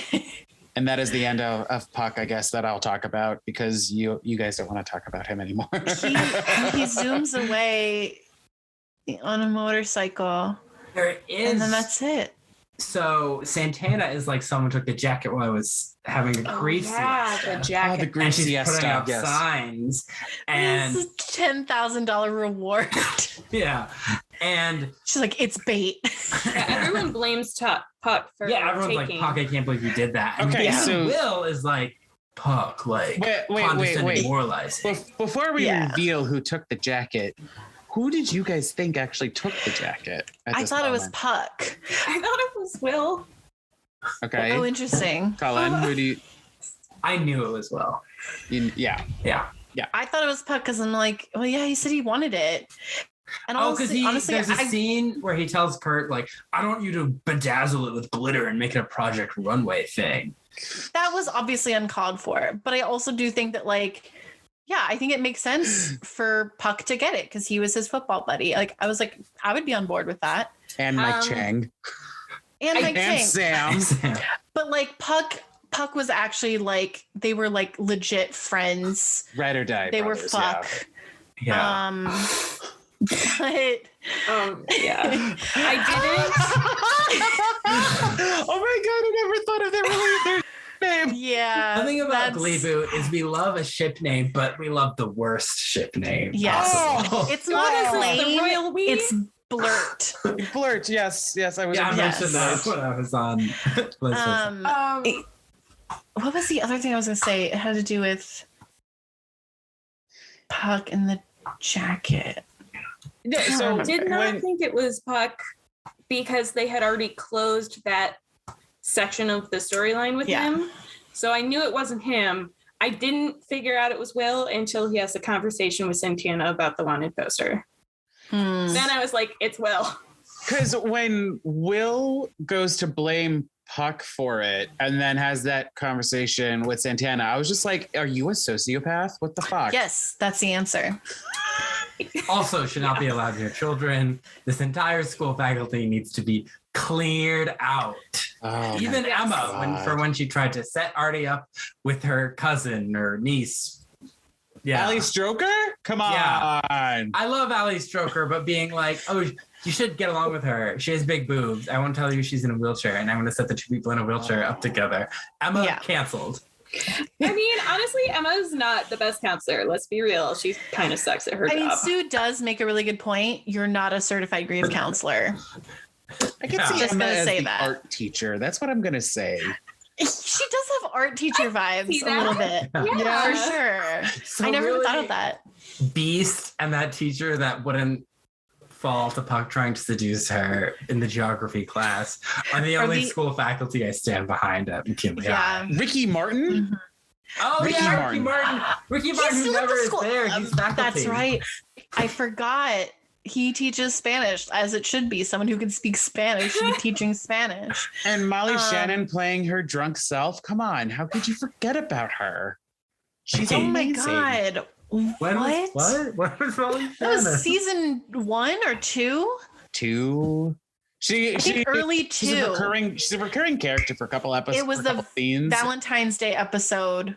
And then she did like 2 or 3 more episodes where she pops in and she like laughs at Sue in one point because Sue made, I think it was the physical video. Like that's her first appearance. Yeah. Okay. Yes. That was a lifetime ago. That was so iCarly many was years still on ago. the air. Dinosaurs roamed the earth. Caesar was emperor of Rome. That's when that was happening. And also, our friend Adele Dazeem was a teacher technically. Yeah, Adele Dazeem deserved not to be there. Sleeping with students. Technically a student at McKinley, though. How was she a student? No, she was a teacher, I meant to say. Yeah, but she needed to be cleared out. Clear out the track. Canceled. Oh, right, because she hooked up with slept with Yeah. I forgot about that. And she was now. emotionally turmoiling, if that's a word, Rachel. What? And And does Quinn. that continues. Oh my God. I mean, I don't want to talk about Adele Dazeem anymore. I'm sorry to bring up Adele Dazeem. I'm sorry I brought her up. Should we finish talking? Should we finish talking about my quarterback, or do you want to go on more tangents? Adele Dazeem needed to follow her mother's vague voice, I guess, into the far north and live there with a water horse and a lizard. Water and horse. Rachel Wood? What? Yeah. Follow whatever the heck that plot was supposed to be. Into the unknown. Let's go there, everyone. A song that Rachel Berry would have messed up on the show Glee. Let's be real here, because she fucked up Let It Go. What? More spoilers for you guys. So what's happening? So Will is a psychopath. And then he comes, because Emma is like, Will, you're being strong for everyone, but you need to let it out. Like, you haven't cried yet. So Will goes home with this jacket that he stole that belonged to an underage boy who he once put pot in was his locker. best friend and his only friend. And his best man. Has no friends. Yeah. And Tanaka? Oh, wait, no. They're no longer friends. No. Yeah. He lives in Hawaii, though. And was it Beast that got matched with him on the matchmaker? Yeah. So then Will cries. And this was actually like, good. Like Matthew Morrison was doing work. It was good. It was. Well, there was a scene, I think it was in Emma's office. Matthew Morrison's eyes looked dead. And that's not a criticism. I honestly feel like as an actor, he probably just like couldn't do it because it was just like on a that lot vein, of emotions. On that vein, I'm sorry to bring him up again, but when Puck cries in the locker room, I didn't buy it. I felt bad because I was like, I should be buying trying this. So hard. But the woman who plays Beast, she did a really good job. Like it literally, to me, it felt like she was actually like mourning. Right. Yeah. But I also just didn't think Mark Salling was a good actor to begin with. Like, I think I've said this before on the podcast. Like, I don't think he was a good actor. I don't understand why he was there. He had moments. Where he was good-ish. I mean, you could cast me in a TV show and I could have moments, but that doesn't mean I'm a good actor. True. But like that scene where he's trying to cry, I was like, you are like pinching like tweezers in your pocket on your thigh, doing like old school tricks to get a tear, and you're failing miserably here. Yeah, there were no tears. Yeah. It was dry sobbing. Dry sobbing, trying to get the ugly tears Oscar that he'll never get. So Will cries over the jacket. So there's really one storyline we haven't talked about yet. So there is. So they're bringing, Kitty calls the memorial cheesy, and Rachel appears with Kurt. I thought they did a good job delaying Rachel's appearance. I thought that was a smart it was move. what, like she wasn't in the whole first half, right? Yeah. Mm-hmm. She shows up 33 minutes into the 44-minute program. Okay, so it's like the first 2/3 of the episode. Yeah. And she's like, I timed it. That's a good time for sure. Yeah, she's like, it's really sweet. She's wearing white, the color Marie Antoinette wore to her execution. She kind of also reverts back to high school wardrobe. She was wearing her children's clothes. Yeah. That's what I called it. And she looked actually grief-stricken and like thin and like she I mean, I know it's old Rachel wardrobe, and we had that scene with Tina as well, talking about old wardrobe, but like I didn't hate it. No. I it was a good choice. Yeah, it was kind of like weirdly appropriate. But yeah, no, and like this is probably the only time that you will ever hear me say this, but literally like poor Leah Michelle. Like you saying like she looked thin and grief-stricken, like I could literally see this, that like she was hurting so bad, and I can't even imagine like all the other actors, like how bad that was. But like, Alyssa, I don't know if you know this, but Leah Michelle and Cory Monteith were engaged at the time. Yeah, Cullen told me. So like, I knew that they were dating. I didn't know that they were actually engaged. They were engaged. I think Ellen made her talk about it or something. Probably, because we know about Ellen now. That's not the truth, Ellen. That is getting an homage to Gleeboot. I don't know how, but it is. Refresh my memory too. Was Leah Michelle in the Beatles episodes? Yes. Yes, but she was in New York yesterday, and she walked around all these places where she had been with Finn. So I don't know when they shot this, but I was already feeling his loss in that moment. Yeah, because then she was also in weird. All You Need Is Love. Because everyone's in that shot, that scene. Mm-hmm. Yeah. God, so literally in the past like month and a half or 2 months of this Glee world, she has been back and forth to Ohio. Yeah. For things that probably weren't necessary, and then other things that were. So she fascinating. She's singing, and it's like you can see how the track doesn't line up with her performance because she's just sobbing and like yeah, it's not a great lip sync performance, but it's a good performance because it's real. Yeah. And I will not make fun of her squint singing because this is a moment where like it definitely makes sense. Her cry singing, other moments earlier on, you know how I feel, guys. But this, like, I was crying because it broke my heart because this is Rachel mourning and also like Leah Michelle publicly mourning again, probably. I'm a little hung up on the song choice myself right now. Make You Feel My Love. Yeah, I mean, great song, but I feel like this was yet another missed opportunity to have her sing a song that she and Finn sang in a previous. Faithfully. I would have died though if she sang that. I couldn't have done it. Dad, like we would not have made it to this. No, we would have been like, "Hey guys." Or they've had other duets. The next 45 minutes of this podcast is just us sobbing. I mean, they did have other duets. Don't Go Breaking My Heart, the Madonna mashup. You're the one that I want. And she sang, and she did sing a lot of songs to him. So like, it was a missed opportunity for her to. I feel like that would be the other moment that we revived a song. What was her reasoning for that song? Because I remember her saying something, and I was when they drove together. She used to sing alone, but then they sang this together, and I'm like, this is not a sing along in the car kind of song. No, it's not. No, not unless you're like depressed. Like maybe she should have sang Firework from Silly Love Songs. Something, or I don't know. I honestly think Faithfully was the only one that like.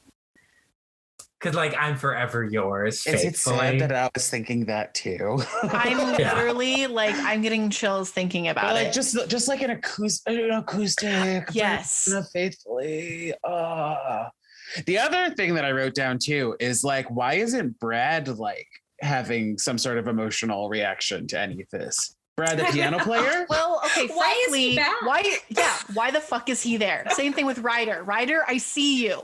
Why are you there? Said you were quitting and we want to hold you to that. Oh, Ryder. Oh, I could write a whole dissertation on him, his character. And he's only in a season and a half. Dissertation. He's only in a season and a half, and it's like, oh, Ryder. I just, that actually would have been kind of interesting. What if like the band that Finn always played with, like, the jazz band? Titanic-esque playing for him kind of thing? I don't know. I mean, that's cheesy probably, but I don't know. Yeah. And then Rachel gets a frame similar to the one they have of, I think Lillian Adler is the name of the coach. The plaque. Uh-huh. Yeah, and it's a Finn, and it says the incorrect quote, "The show must go all over the place," or something like that. And Will's like, "Oh, did he really say that?" And she's like, "Yeah, he was smart in his own non-traditional way." And she's like, I just thought I'd put this up there. And like, oh, that was the other thing I was going to say. Beast agreed to retire Finn's number. Yeah, on the football team. Yes, because that's what you do in high school football. I feel like that happened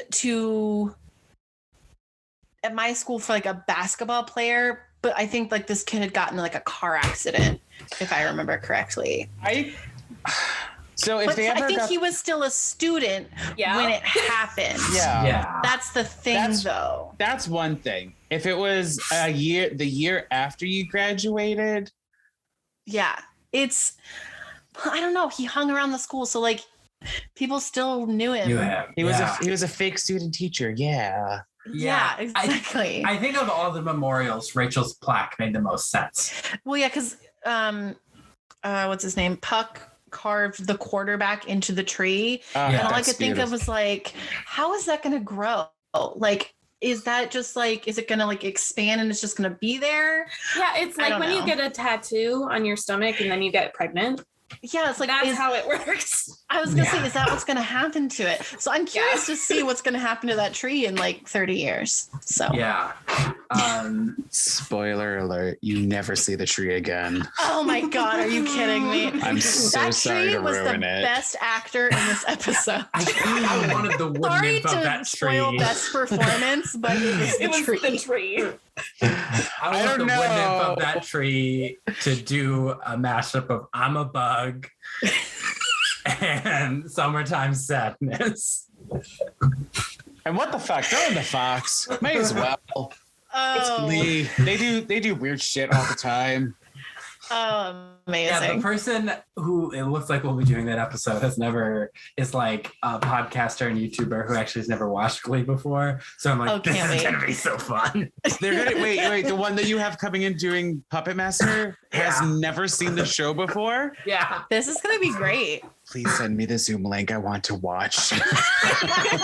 Live studio audience of 1. I will mute myself just to listen to you all talk about it.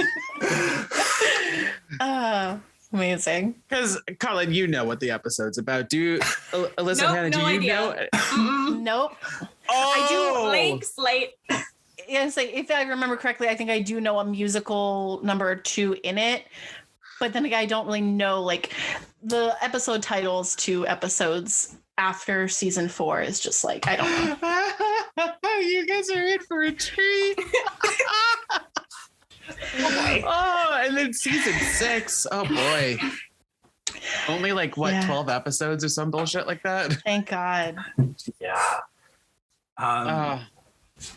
I was thinking about our ballots today because we usually do a season ballot. And at first I was like, yeah, we'll do a season 6 ballot and then a series ballot. And then I was like, no. Season 6 doesn't deserve a ballot. I was just like, you shut up. There's some good performances in there. It deserves a goddamn ballot. It's going to be way easier for me to fill out season 6 ballot. Yeah, but like if we're trying to get our listeners and our past guests to fill out a ballot, like we can't ask them to fill out 2 ballots in a row. Why not? Yes. You have to do season 6 and then you have to do a series as the whole. Well, there is the option of us doing the Glee concert movie after season 6 is over to be like, I remember when the show was kind of like this. There's that option. So we could do like a bye-week with something different. We could combine the ballots into like one mega ballot at the first half of season 6 and the second half of season 6. I don't want to do the full show ballot. I'm sorry. I don't want to do it. You have. I'm sorry. So the winners of every season should go on to like the series ballot. That makes more sense. I like that idea. Okay. I wrote like a thing where like each am I the fourth member of this group now? No. What's going on? Am I now part of Gleeboot? I will take on a 3rd podcast if I have to. You'll be our sub in case one of us is just like, I physically cannot talk about this episode. So ready. John, you're in. I'm so ready and willing. Yes, I'm about a Glee podcast. Forever and always. We'll figure out the ballot when we get there. But yeah, so that's really everything that happens in the episode. So I just have one thing I want to talk about. Yeah. The fact that it's called the quarterback, because he's not really, that's not how anyone remembers Finn who watches the show. That's a good point. And at one point, who was it? I think it was at the Sam teachers. was a quarterback. The teachers' lounge. Yeah. Sam was a quarterback for a while there too.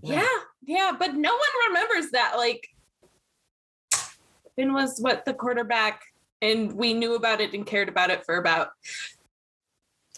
season 1 3 episodes. Yeah, but like, what else are you gonna do? They could call it the quarterback, but does Will have to say he was our quarterback? I mean, he was. He was for the Glee Club. He helped make plays, and he was the leader, and he was one of the 2 captains with Rachel of New Directions. And they did a lot of sports analogies for him, I believe.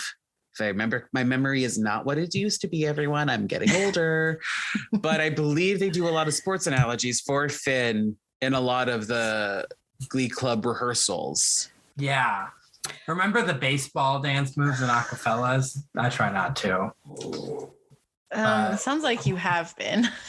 One time to recall it like that? I went on a date and we went back. This is before I was in my long-term relationship.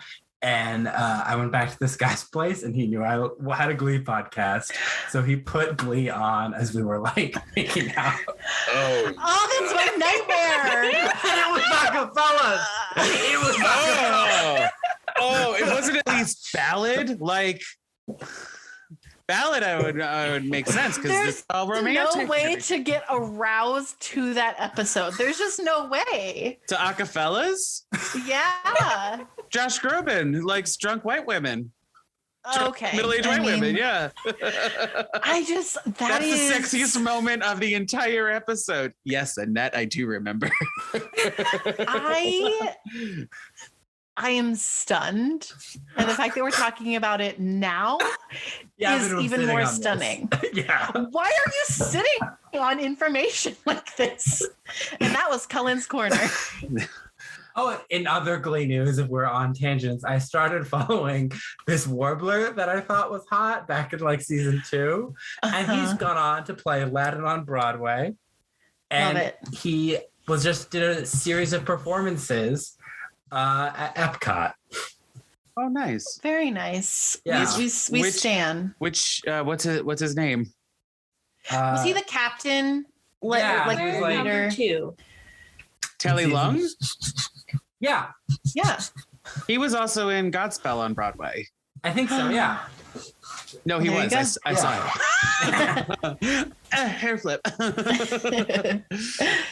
Yeah. We love it. We love success for the Warblers. Honestly, the Warblers are pure, except for what was his name? Hunter Clarington. What a dumb name. All right, I'm done talking about that guy. Okay, no, you're not. No, you're not. You're going to bring him up again later. I don't even know what else is there to talk about him. I don't know. I don't remember, honestly. When he comes back to sing Judas in season 6. I'm just making shit up. I don't know about that. I was gonna be like, I really looked at John and I was like, John, do you know anything about this? And John's like, I'm like, okay, good. So it wasn't a thing. Cool. I had a moment of like, wait, did he? No, Judas doesn't make an appearance in any of the show. Arguably Lady Gaga's best song. I don't know. Paparazzi slaps. Rain on Me might be her best, but what about Applause? I mean, come on. Applause is good, and I wonder if that's in our future coming up. It was. Is Applause good? Wait.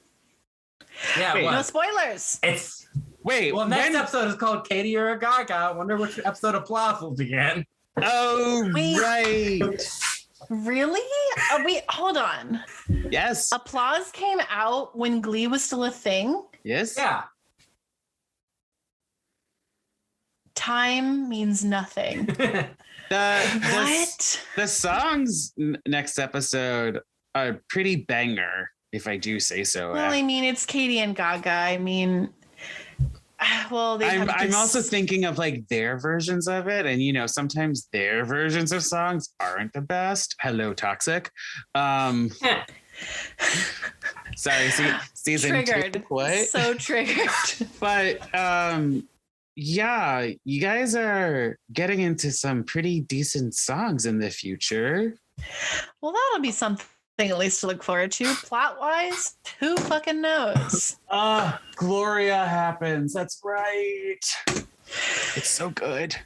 Okay, let's we're not doing Tina Time. Did you count Tina's? I did not. We kind of did Tina Time already. Yeah.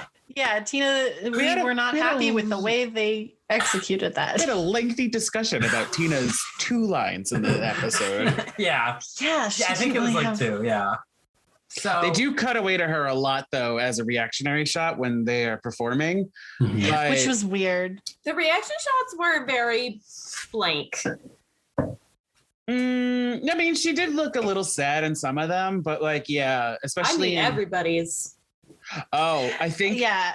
I don't think they had, in my opinion, of like this episode. I don't think they had it in them to do it. Yeah, I honestly don't blame them. Like, because once they called cut, they were probably all just crying and hugging each other. Like, let's be real here. So the fact that they made an episode and a decent one, that to compare it again to another episode of television that deals with something similar. There was that show 8 Simple Rules where John Ritter was on it, and when he passed away during the run of the show, they did a kind of a memorial episode as well.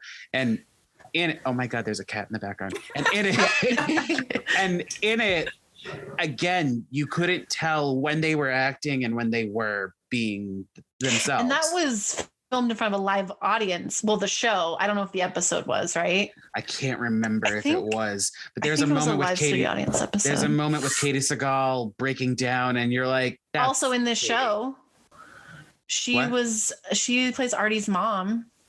Oh, I didn't mean to do that. Oh, wow, look at me. Connections. Oh, yeah, shoulder shake, everyone. Because this is a visual podcast.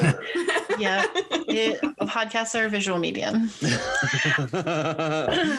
But I mean, this is with what they had and what they did. I really did appreciate this episode. Yeah, especially with somebody who did stick it out through the end.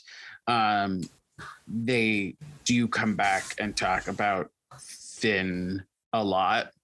So get ready. Buckle up.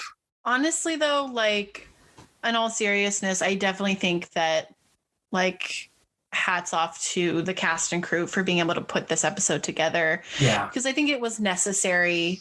And I mean, imagining what they would have been going through and doing it so professionally. Yeah.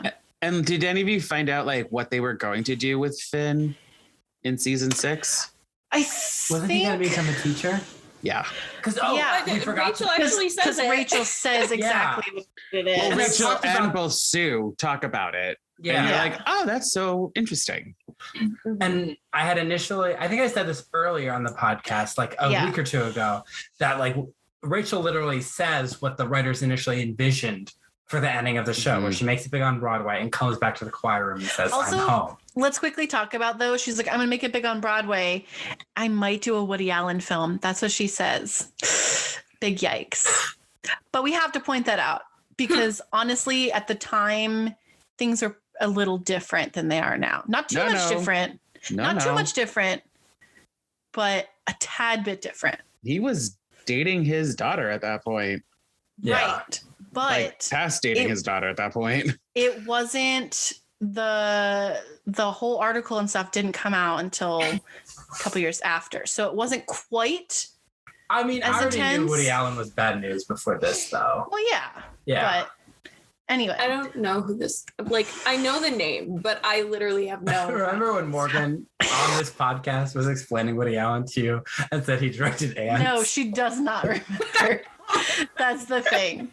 I don't want to go into Woody Allen. All I'm going to say is that we have to mention that. Oh, boy. This is where having a bad memory actually kind of comes in handy because I don't have to remember all the bad stuff. Don't remember the good stuff. But wipe your slate clean and be blissful. Yeah. Do you guys listen to the podcast How Did This Get Made? Of course, I do. She's June. She's the June of you guys. I mean, I'm becoming a June myself where like literally I forget the episode as I'm watching it. So God. Oh my God. I know. I don't remember the last time I watched this series. I want to say, maybe it was last year when I was sitting through pandemic unemployment time. And I'm pretty much going strong with my knowledge of the show. So I don't know. I don't know how many times I've seen the series, but like, again, if you guys need me as a last minute replacement for one of you, I'm readily available. I think I put you on for a season 6 episode. So. Yeah, you did, because I made you. I was like, here are the options. Basically all of them. Yeah, he basically listed all of them. So it's just like, okay. I'm excited. I'm excited to come back for season 6 because it's an underrated season. I'm not gonna lie. I mean, the show. there's some pretty standout performances in season 6. So I'm excited to hear that, honestly, because this is rough Look forward right to now. something. Yeah, because when we went on Gleek of the Week, we had to watch the final countdown from season 6. that's not a bad number. The reasoning behind it is weird, but that's not a bad number out of the entire season. So let's talk about the music. The character. Who made you saddest, John? I guess that's what we're going with. Santana. Yeah. Santana, hands down, both with the song and her arc this episode.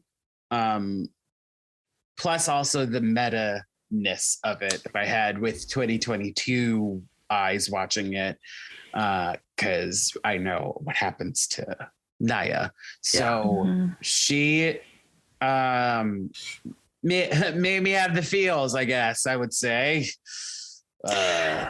Yeah, I mean, Santana and Rachel were probably the two that got me the most. And I think it is mostly because of the real world implications. But although I think I liked Santana's performance better as an emotional performance, I think.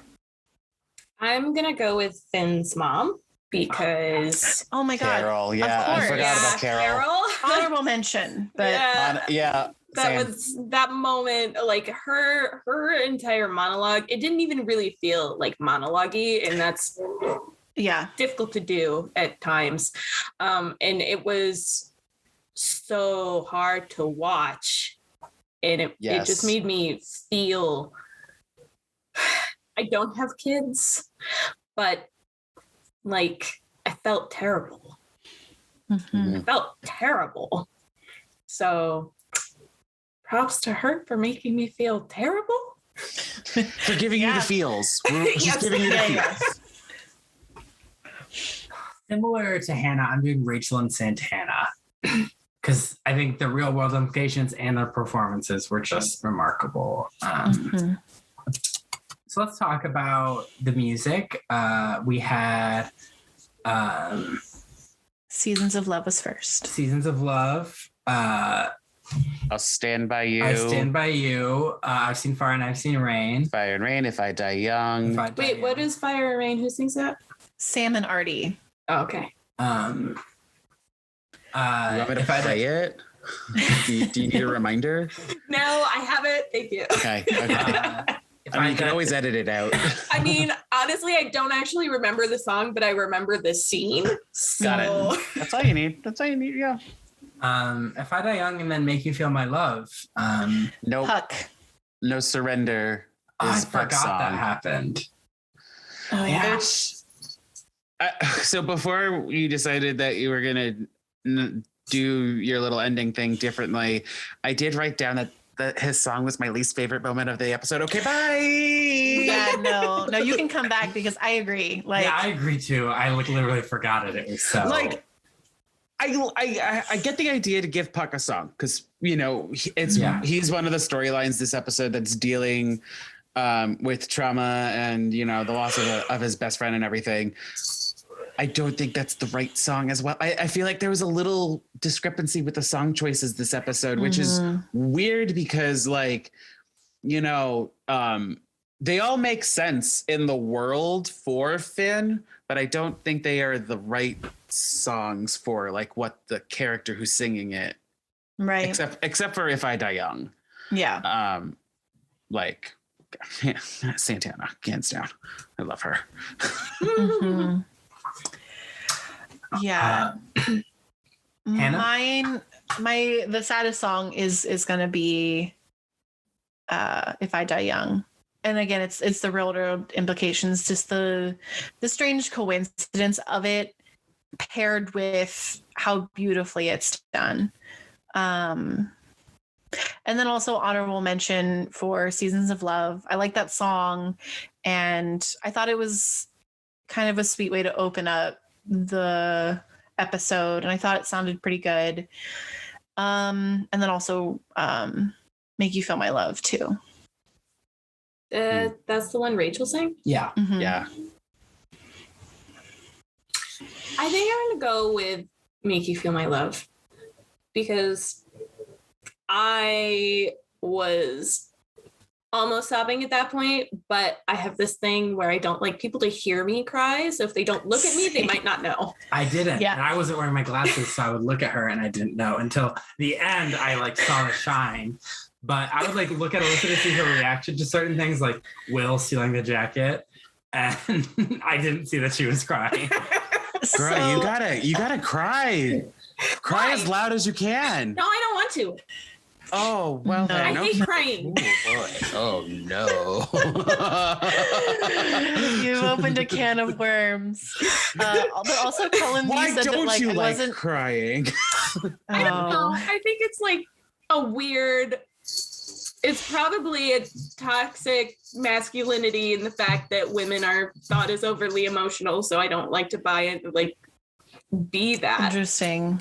Which is what Will was experiencing this whole episode.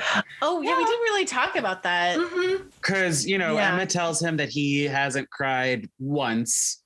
And whenever we see him, he's definitely trying to be like this quote unquote strong man in every scene while everyone else is crying or breaking down around him. And so you're just like, okay, this is yet another type of grieving, which is the strong man. Mm-hmm. Yeah. I don't cry in front of people until I'm absolutely alone. And it's, It might surprise people knowing my personality, but I'm actually like I'm a sympathetic crier. Like I will cry when other people cry.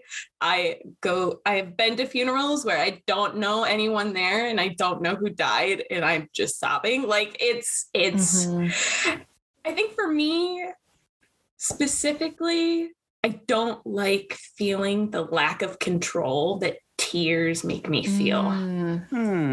Interesting. Also because I anger cry.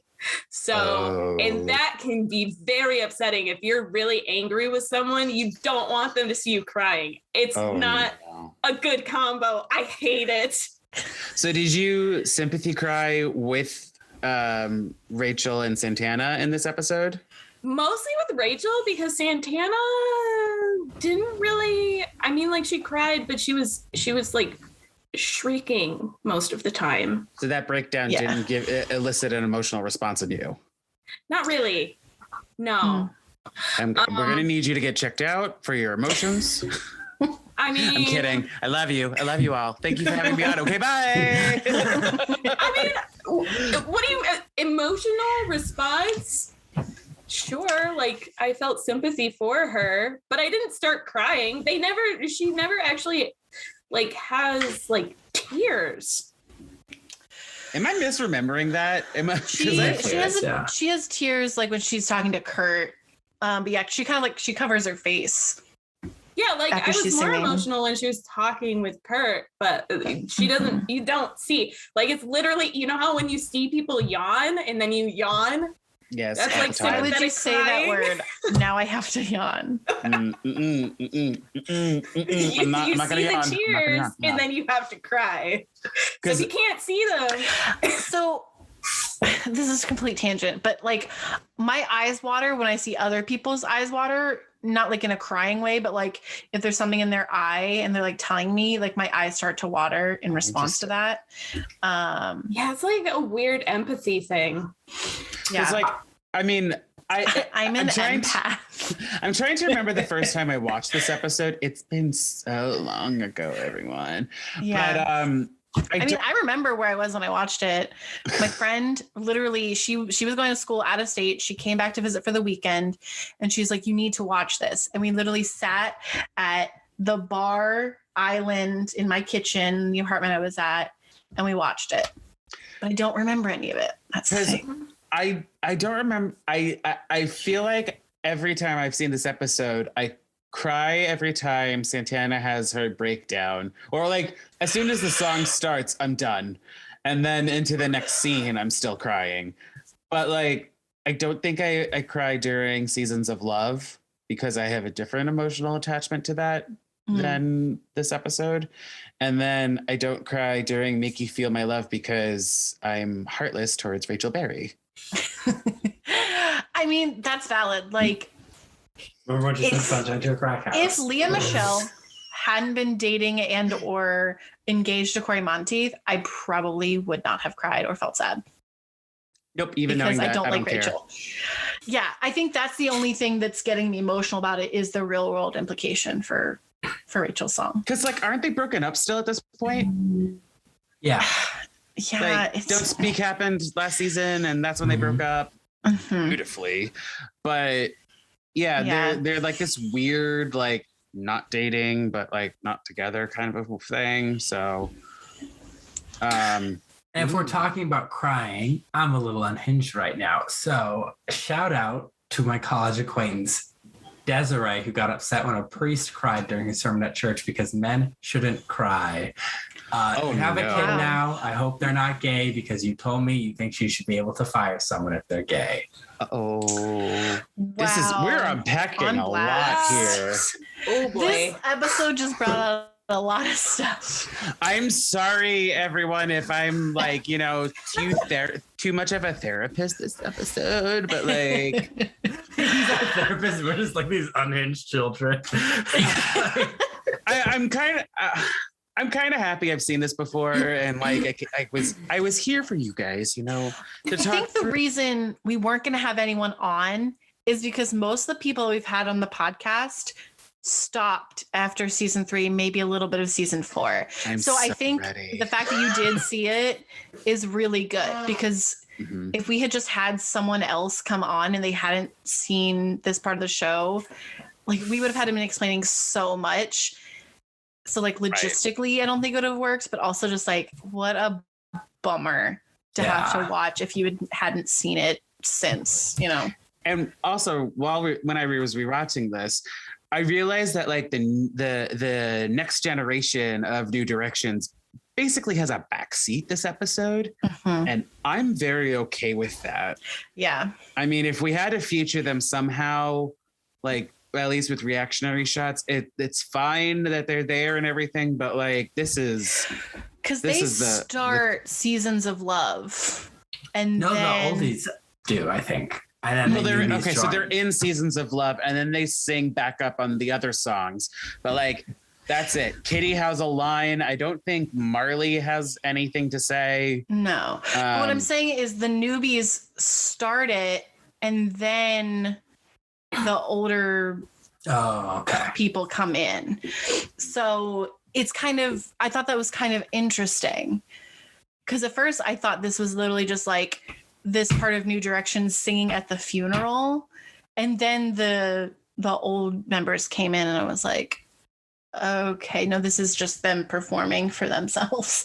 I literally thought we were watching like them performing for like a literal I see what you mean. Funeral, because they were all in black up on the stage, and I was like, why would they have it in the auditorium? Like, I don't know, Glee's done some weird shit, but yeah, so I don't know. I mean, they did sing for a funeral once before. Yeah. So. They did. This made me think I had an acquaintance from college who died. Not Desiree. Okay. Someone who died in a car accident, like a drunk driving accident, when I was in college. And I went to the funeral and stuff because he was like very well known on campus, and like everyone had these great memories of him, but I had only ever had negative interactions with him. And that was a really interesting experience. And he could sing, and they played him singing, going, "I'll Do It My Way," at his funeral. And that was just like, that was a tearjerker. You know who would have been interesting to see on this episode? Karofsky. I thought about that too. I actually thought I feel like he should have come back. That could have been interesting. That other guy that was a bully with Karofsky that was also on the football team, whose name I do not remember at all. Because they never say it. It's only in the subtitles. I feel, You guys know about the other one that with their you know who should have come back? Matt, spider eggs in his ear. Matt, where the fuck fuck was Matt? Matt is MIA with spiders in his brain. I mean, hopefully they're out by now because that was season 2. I don't know. He had the spiders in his eggs. No, this was season 1, and then he was gone. He just wasn't there in season 2. He switched schools. No. No. He was there throughout all of season 1. There's one episode where he was gone for the spider eggs. Yes. In season 1? Yeah. Yes. Oh, fuck. I remember that. That's why I call him Mike Spider Eggs. When you were saying, who should be back, it was so blank. I was like, I don't know if is Rory going to sing Danny Boy? Yeah. In preparation for Santa peanut Fake? butter. Where the hell is Rory? Like, I mean, you'll be saying that from this episode to the end, basically. Because I don't know. We watched that Santa Fake movie. I think I've seen enough of Damien McGinty's face. Like, wait, I think one? I'm done. We watched. Santa I think Fake. I mentioned this on your podcast. We watched Santa Fake, a Christmas movie with Heather Morris and Damien McGinty. Oh, right. Where I asked you if it was a musical and you said no. Musical comedy. It was kind of a musical. Oh, I can cover it on my podcast then. Yes. They sing Irish songs and Christmas carols, and it's like diegetic, maybe. So that's a question I have for you guys, because you're getting into season 5 and you still have one more season after this. When you're done with the show, are you gonna like continue to podcast, do another show, or are you gonna do like their projects after Glee? I think Gleeboot itself will wrap a bow on it. Yeah. Yeah. I think we kind of tossed around the idea of like potentially like writing a fake Glee pilot thing, but like that wasn't like a. Cullen told me his idea. I'm ready for that. I think I have the $20 here somewhere for you, Cullen. I don't even what. Just like I think when I did like having Jonathan Groff as the coach, having Kesha come in. We've kind of talked about like ideas like that of like drafting stuff, but setting it in a totally different place with like, I mean, I feel like you didn't even mention Jonathan Groff. You were just like a whole new crop of people, and it doesn't even have to be called Glee at this point.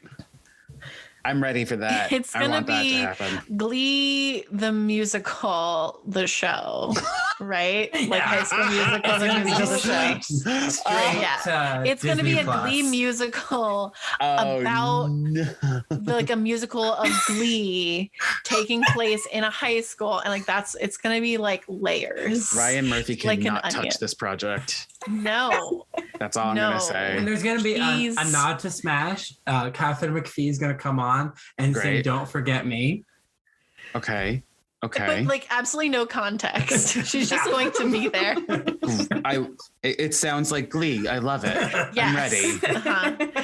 I mean, it is canon. Rachel watches Smash, so like we could make this happen. Yeah. She said it last week's episode.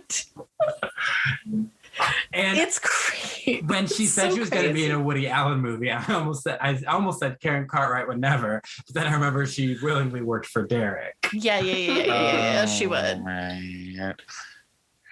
You're making me cross fandoms now. I don't like it, and it's not Riverdale. Sorry, I cover a lot of Riverdale on my podcast. There's so many musical episodes, and I love it. I think Alyssa, did we ever get to the song that makes you the saddest? Like you guys, I don't think I was talking about sympathetic crying and stuff. Okay. Yeah, Cullen, we didn't get to yours. I think If I Die Young. Yeah, it's a sad song. Yeah, just like in general, and then they had to go and make it sadder. Yeah.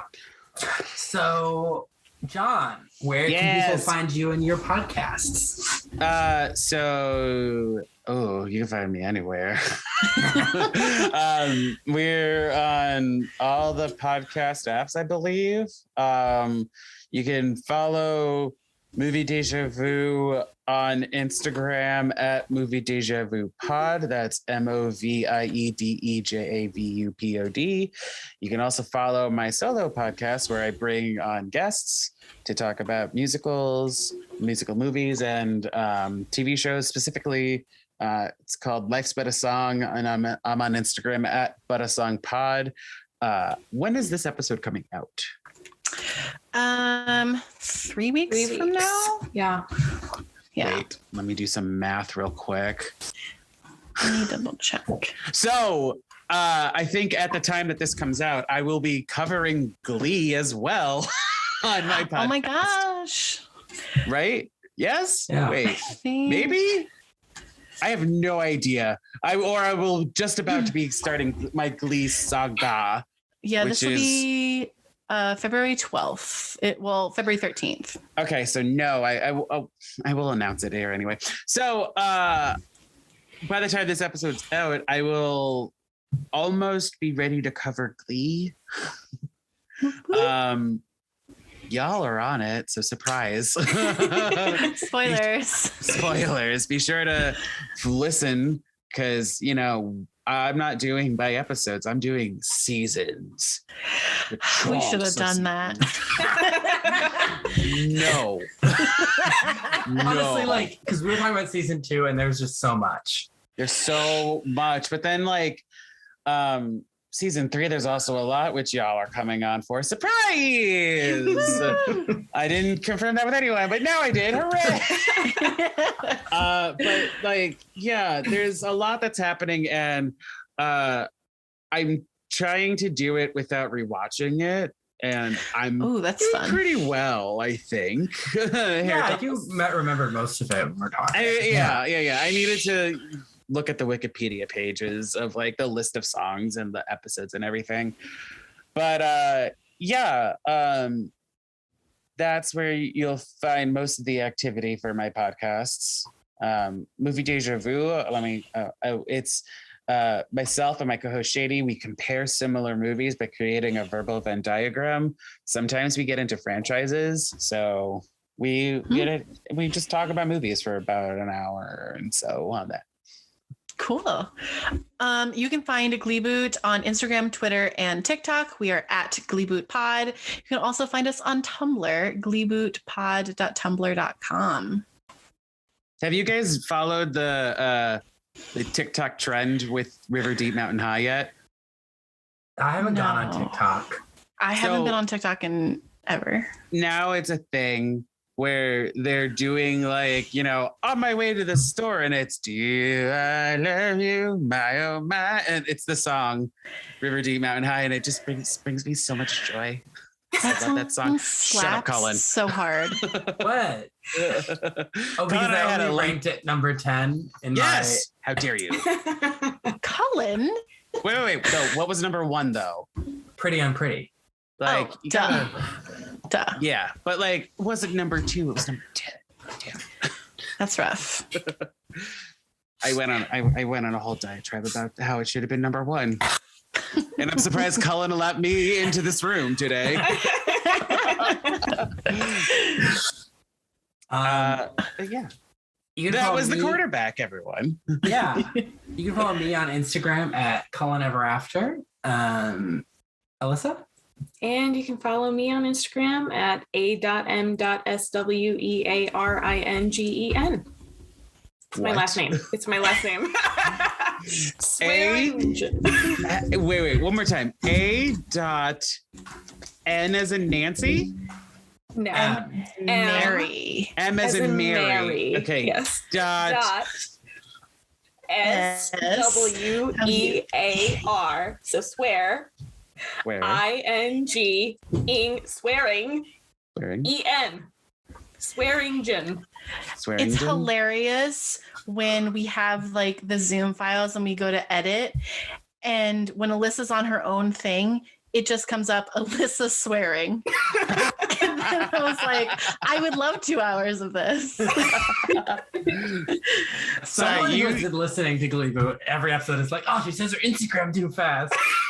This episode is like, We break it down. It only put it in the show notes. You always put it in the show notes. It's there. It's there for sure. But nobody reads them. No matter how much fun you have typing up the show notes, nobody reads them. Yeah. Oh, I could, yeah. Yeah. Tune in next week for Katie or Gaga. Are you guys a Katie or a Gaga? I'm a Katie. I guess a Gaga. Or I think Hannah's a Gaga. I feel like. I honestly don't know. What we'll have to learn what constitutes a Gaga and a Katie. What are your feelings on me? I think Alyssa's a Gaga too. Yeah. I don't know you that well, but I want to say Katie. There's something interesting, more bubblegum poppy about you than Gaga. From what I've gathered in this last 2 hours. Oh, that is probably the funniest reaction. Sorry if I'm so wrong. My roommate disagrees. I mean, no, not just disagrees. He's shaking his finger. The reality is Alyssa would be Billie Eilish. Yes. Oh, interesting. Yes. Yes. That's not an option though. But it's not an option. So I think she'd be a Gaga. A Gaga's probably the closest. I could see Alyssa singing Applause, but I can never see her singing California Girls. Even her face is like, no. And she probably, do you even know what Applause is, that song? I've heard it, but I can't, I know I've heard it. I just can't remember it right now. Because I was going to say, she was like, she heard California Girls and was like, I would never be into that. And she probably doesn't even know what the other song is. So, yeah. Oh, excuse me. Well, I know you've heard California Girls. You live with Cullen. Yeah. I played that song when I drove into California for the first time. And on repeat. Just once. And I was like, Katy Perry, you are a liar. The grass is not greener in California. It is brown. Oh, Dory, wow. I just, Tay is welcome to New York all the time because that's not true. None of it is true. But she had that growth where she says, like, they're so bright, they never blind me. And then in Daylight, she talks about how she can, like, finally see through the lights or something. No. Great story arc there. It's not a thing, but every movie that is set in New York has used it since then. And it's like, okay, well, you're clearly fiction. All right. Yeah, though, as we talked about in our podcast, when Madonna rhymed New York with dork. That's true, she did. Rough. And then Glee did it. And Glee covered it. Glee did cover it. It's so good. Other cities make me feel like a dork. Oh, boy. How do you guys sign off? How do you sign off these things? Bye. This episode is chaos. That's how it should end. I'm so unhinged. I have a family member dying right now. All right. Bye. And that's how it ends.